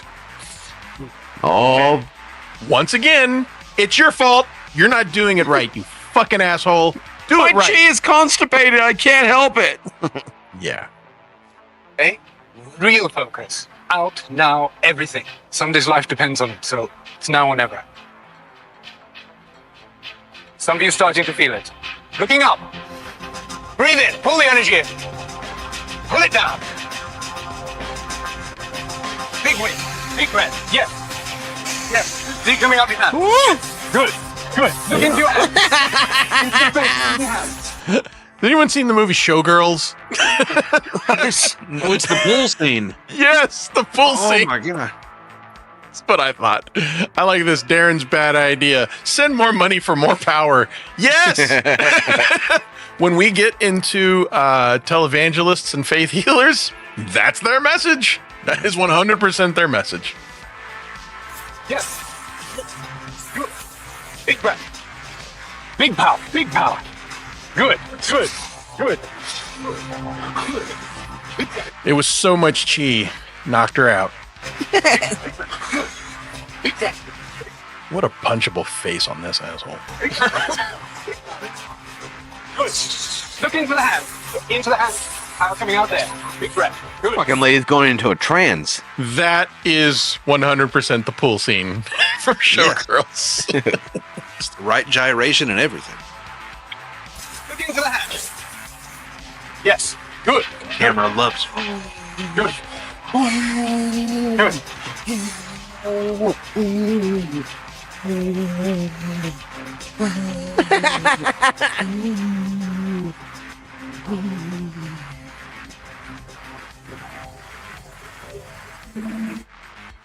He was telling that guy, you're too powerful. So keep your focus. Keep your connection. So is there anybody who wants to try defending themselves? All you have to do, you're not trying to knock me down, you're just defending yourself. You'll see energy moving. And what you do is, it doesn't matter if people in the way, anything, you see me moving as Gummi soon gets it. as you see me move. Everything you got in there, you push it out. We can do it? We can do it. Oh! There you go. I wasn't going to miss that one. Great. Hold on. Let's go. Sure. Let me throw up.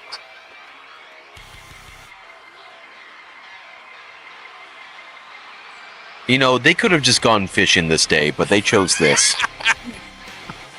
Here's what they chose to do. Get that fuck out of here! They gave him, wait for it, a cheeser. Oh my god, dude. Come on.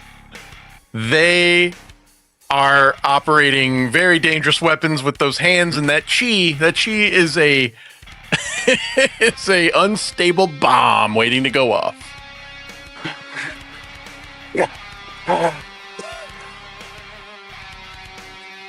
Wait, is that him? I think he came.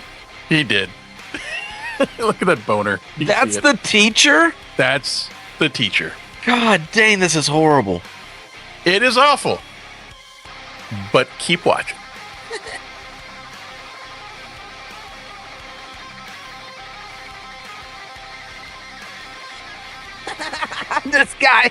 This guy looks like he is having that moment we just talked about.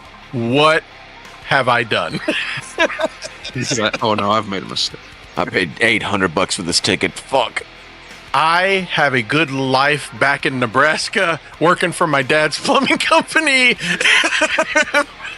This man- Instead, I'm doing this stupid bullshit on this beach. This man obviously has been divorced recently. What else can it be? Oh, going through a crisis. You know, that is such an easily believable story that you just said. Wow, that if they were to say that, you would just simply go, "Yeah, I know." That makes It's sense. obvious. Yeah. Mhm.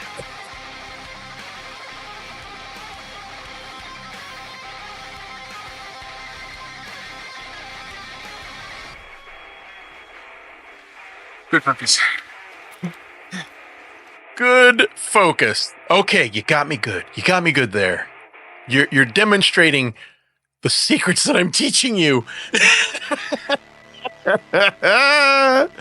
Oh wait. Let's try this again. Okay. You want to do this? It's like pushing forward I do remember Luigi. with a shaft. You ready? Okay, good. Yes. Come here. You don't have to touch. Can you come, Magnus and Rebecca? So, if you stand here, you stand here, and Magnus and Rebecca, you prepare her. And I don't know when I'm going to come, so you have to prepare. We never do. All right, we're gonna go full screen on this one, just because it deserves it. Yeah, okay.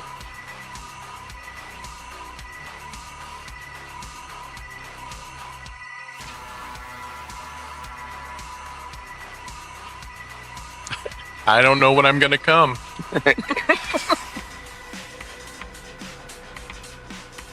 All right, looks like she's got her stance. So serious.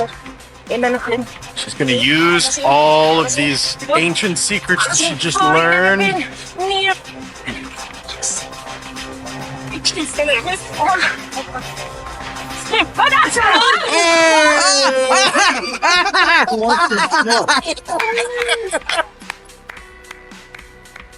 Oh my god. I need to see it again. Wait a minute! It worked! It still works!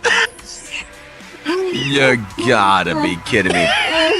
Somebody pulled the dude out of the way too. Did she shit her? This must have been one of those chi asshole at times of the day. She's grabbing her asshole. Where were you guys? And again, Where the fuck were you guys? It's your fault. This fucks up. Where the fuck were you guys? You guys. You never want your teacher to say that. Yes, if you had been more focused and had your chi more I don't know, refined, this wouldn't have happened. It makes no sense, man. What should we have seen? What should have happened there? What was he expecting? She should have done the chi Hadouken and blown him down. So she just never did her part, and he just kept running like a jackass. Yes. Why'd they pull the guy away? One of the assistants came up last second, pulled the guy away, and she got pummeled. He was showing her what to do, and that lady behind was like, "Okay, move." She has to throw her chi ball, and then she missed her opportunity. Would you like to see it again? Please. So he was blocking her view of the guy running at her, most likely, right? And she didn't see that he was. Oh, that's right. Yeah, that's what he meant. Oh, you know what I forgot to mention? This is all nonsense. And none of this is real. I'm a believer. I'm a believer. You don't take that from me. It's real to me, damn it. Here we go. Gonna watch this again because it's so fucking beautiful. He's got to be blocking. Holy shit. I can watch that 20 more times. Wait a minute though. Hold on. I got time. Okay. Hey, he got the fuck up and stood over her, looking at her, trying to assess her. Yes. And then he fell down in his shoe. You are 100% right. It's almost like this is all a bunch of lies. It's almost like this is all a bunch of bullshit. As soon as he doing it so bad. As soon as he recognized she was well enough to cry and moan, he's Yes. like, okay, I can fall over and do my show now. Corn diff. Hold on. I'm going to give you an applause. Well learned. Corn diff gets it. That is exactly what's happening. Exactly what's happening. But let's watch it again. Hell yeah.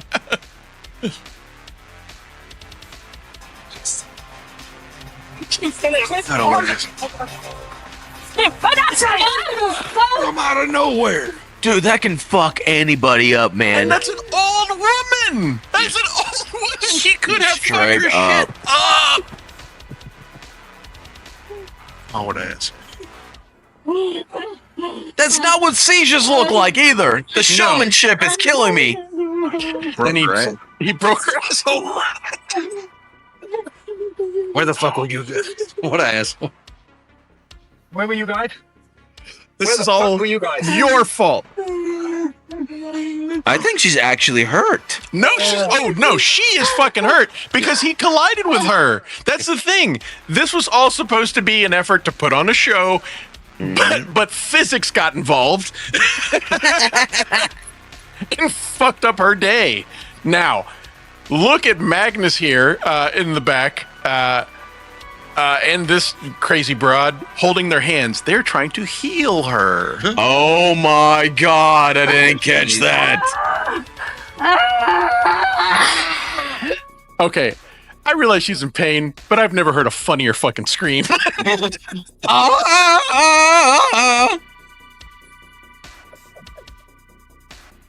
Fucking gravity and physics will ruin anybody's day. Look, okay, see, roll her on her ass that you just. Oh, wait a minute! I'm calling bullshit on her. If he actually like heals her, now I see what the setup is.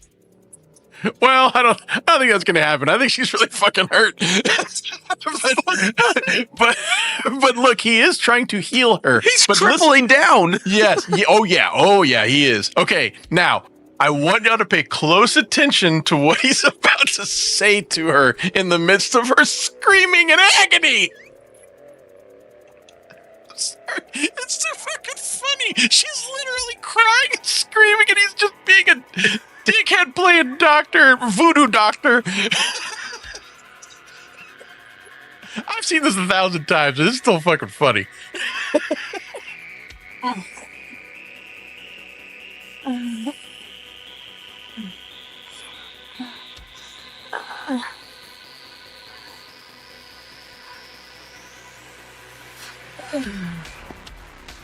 Let's move her head some more. One of the things you should never do. Yeah, you exactly. never move the head. He's healing. Look, he's healing her. Yeah, move her spine some more. Oh, that poor fucking kid, traumatized kid. Whale. That family was never the same. Okay, now listen. What if that's their grandma? Okay, you ready to join us in the circle? Oh my god. Dummy! Get up, you lazy bitch. Are you ready to get back to... Are you done with your little pity party?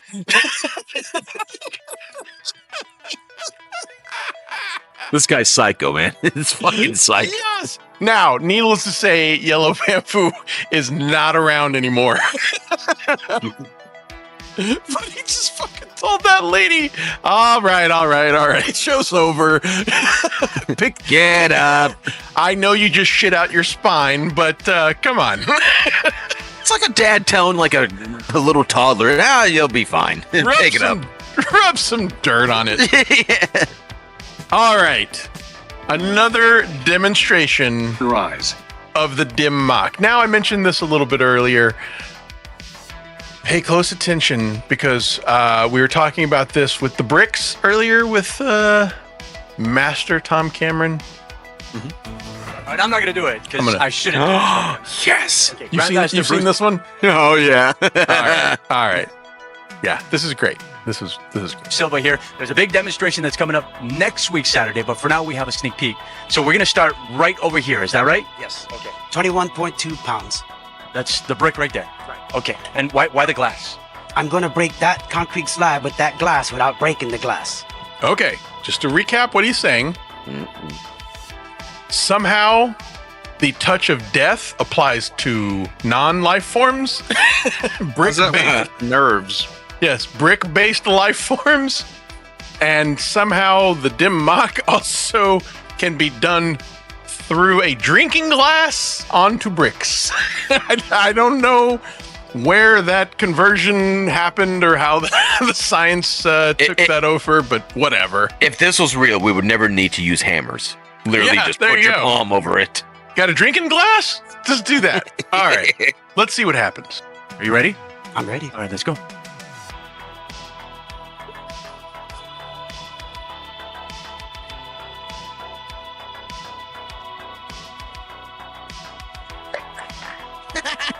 Look at that. He killed that brick. He did the death touch. Have you seen this before, Corn Diff? It didn't stand a chance. No, I have not. Okay. He did the death touch on. He ended that brick's life. That's incredible. Wait, no, to be honest, I actually felt these bricks. These are real bricks. I mean, there's no joke.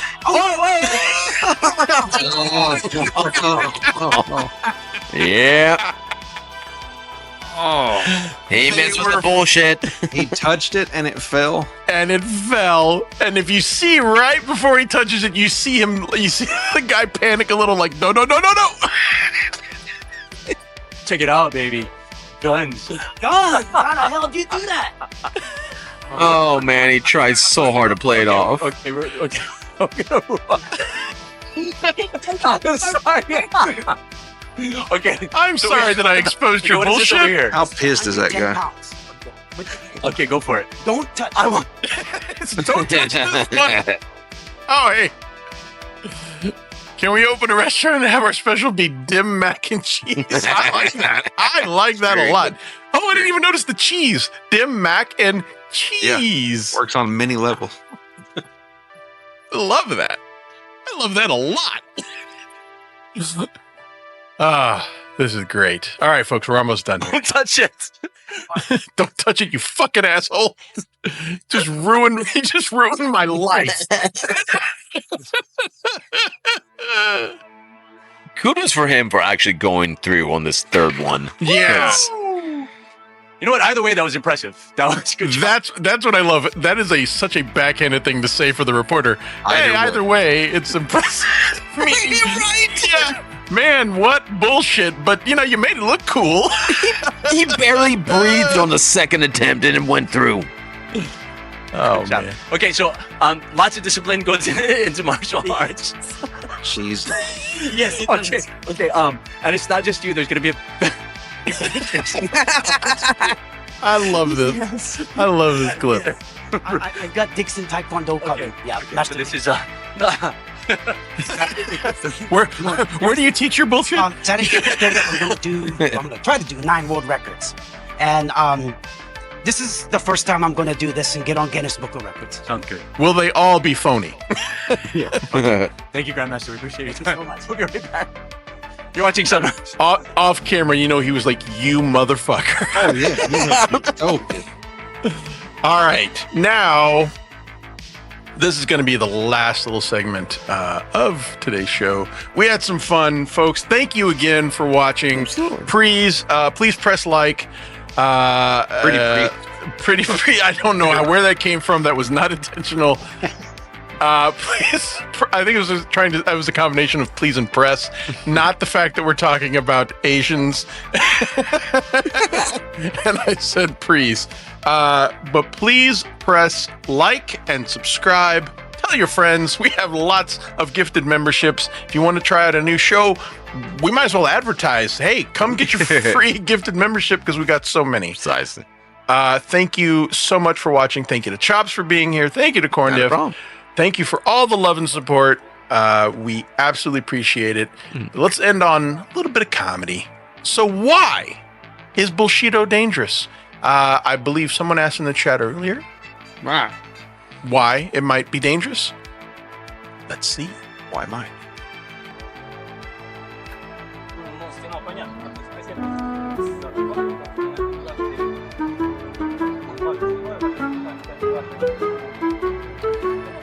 Now, this is a pretty famous video. Mm-hmm. This guy believes he can do the no-touch thing. And this guy says, I don't believe you. The one with the blonde hair, right? Is the blonde hair is the is the bullshit artist. The guy with dark. What's that? The blonde is the guy that knows the master technique? Right. Yep. The guy in the dark hair says, I don't believe you. And that's kind of essentially brings us to now. That was all that needed to be said. So here we go. This is why teaching Bullshido is dangerous.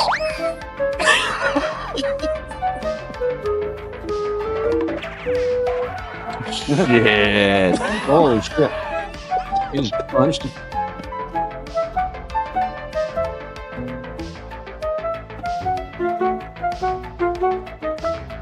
Give it one last shot.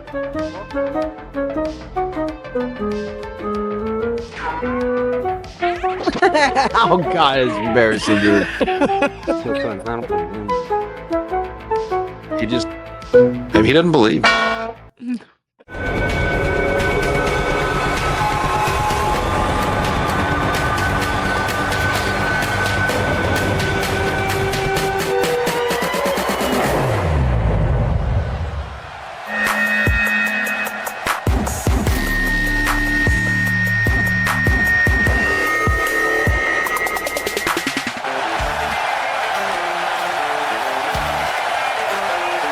My name is George Owen, I'm an action man. 1970 was the year I began.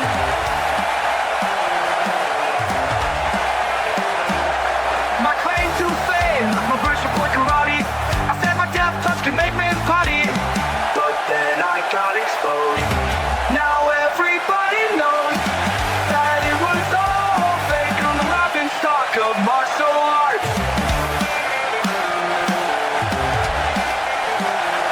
A lot of people think that I'm a fraud, and if I met God, I'd be getting ignored.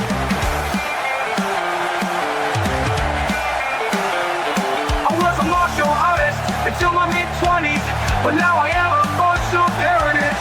But then I got exposed, and now everyone knows that I was all fake on the laughing stock of martial arts.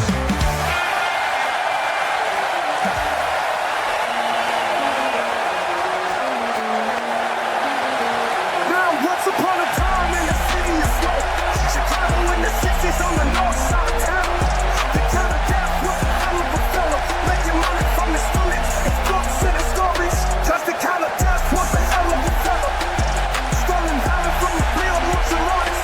He used to brag about his run-ins, punch, and how he studied the ways of Shaolin. Dante, the kind of death, Black Dragon Fighting Society.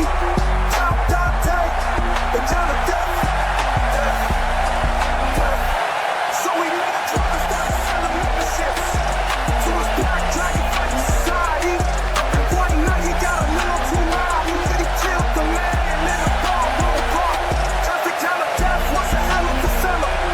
He taught his students how to learning tricks, like the one-inch punch and the 12-inch. Here we go with these two squaring off in a grueling underground match. This is the type of match where these competitors will wear their battle wounds for the weeks to come. This is certainly a career-altering situation to find yourself in.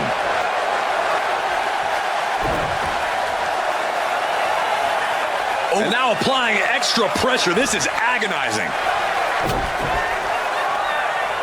Oh, running elbow drop on target. Boom! And a kick.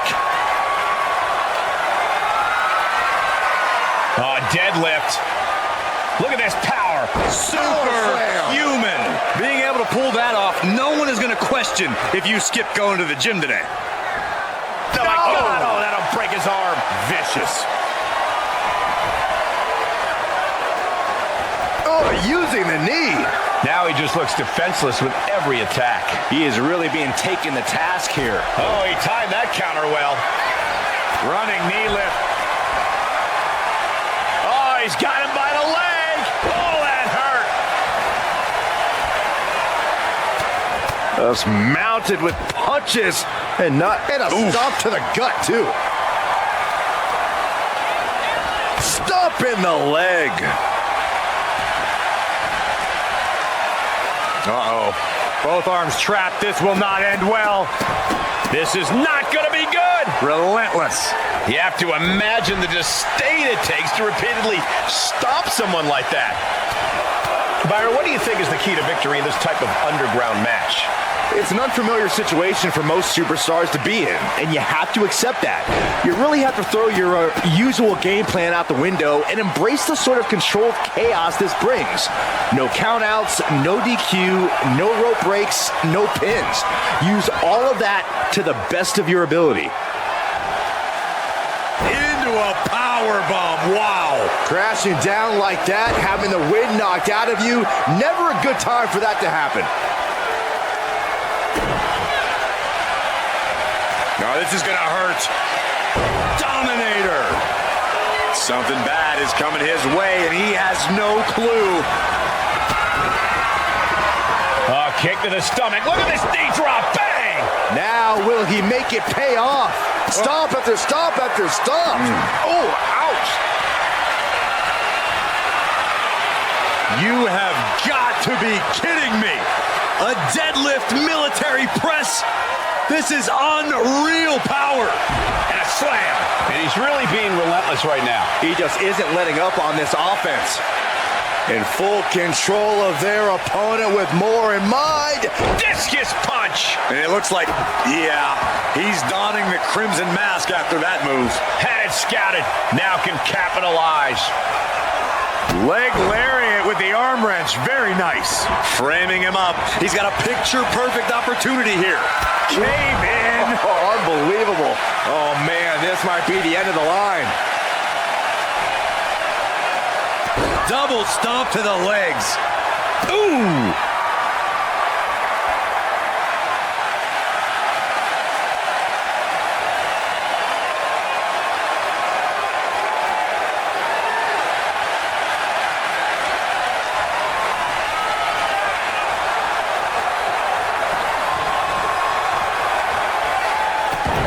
Taken to the outside. Terrible looking fall there. He's leaving the ring now. No countouts to worry about. What a punch! Ooh! Left foot hospital, right foot graveyard.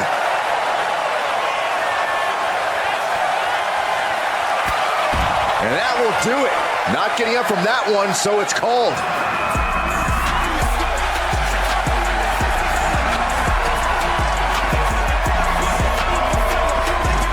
A big win and a big match. Fighting in the underground has just pushed these competitors to places they never thought they'd go. No doubt, it was a career-altering battle.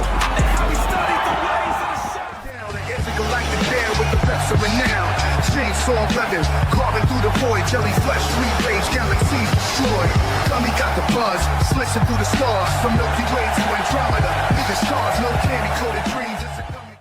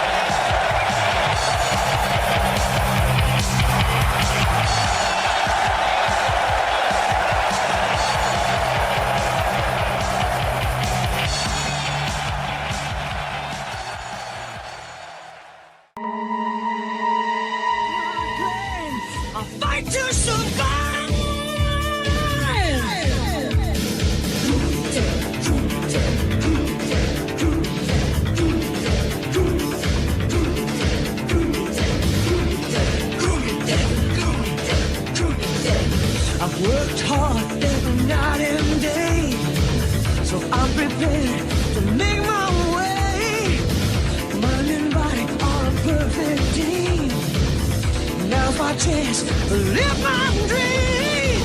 I'm taking hold.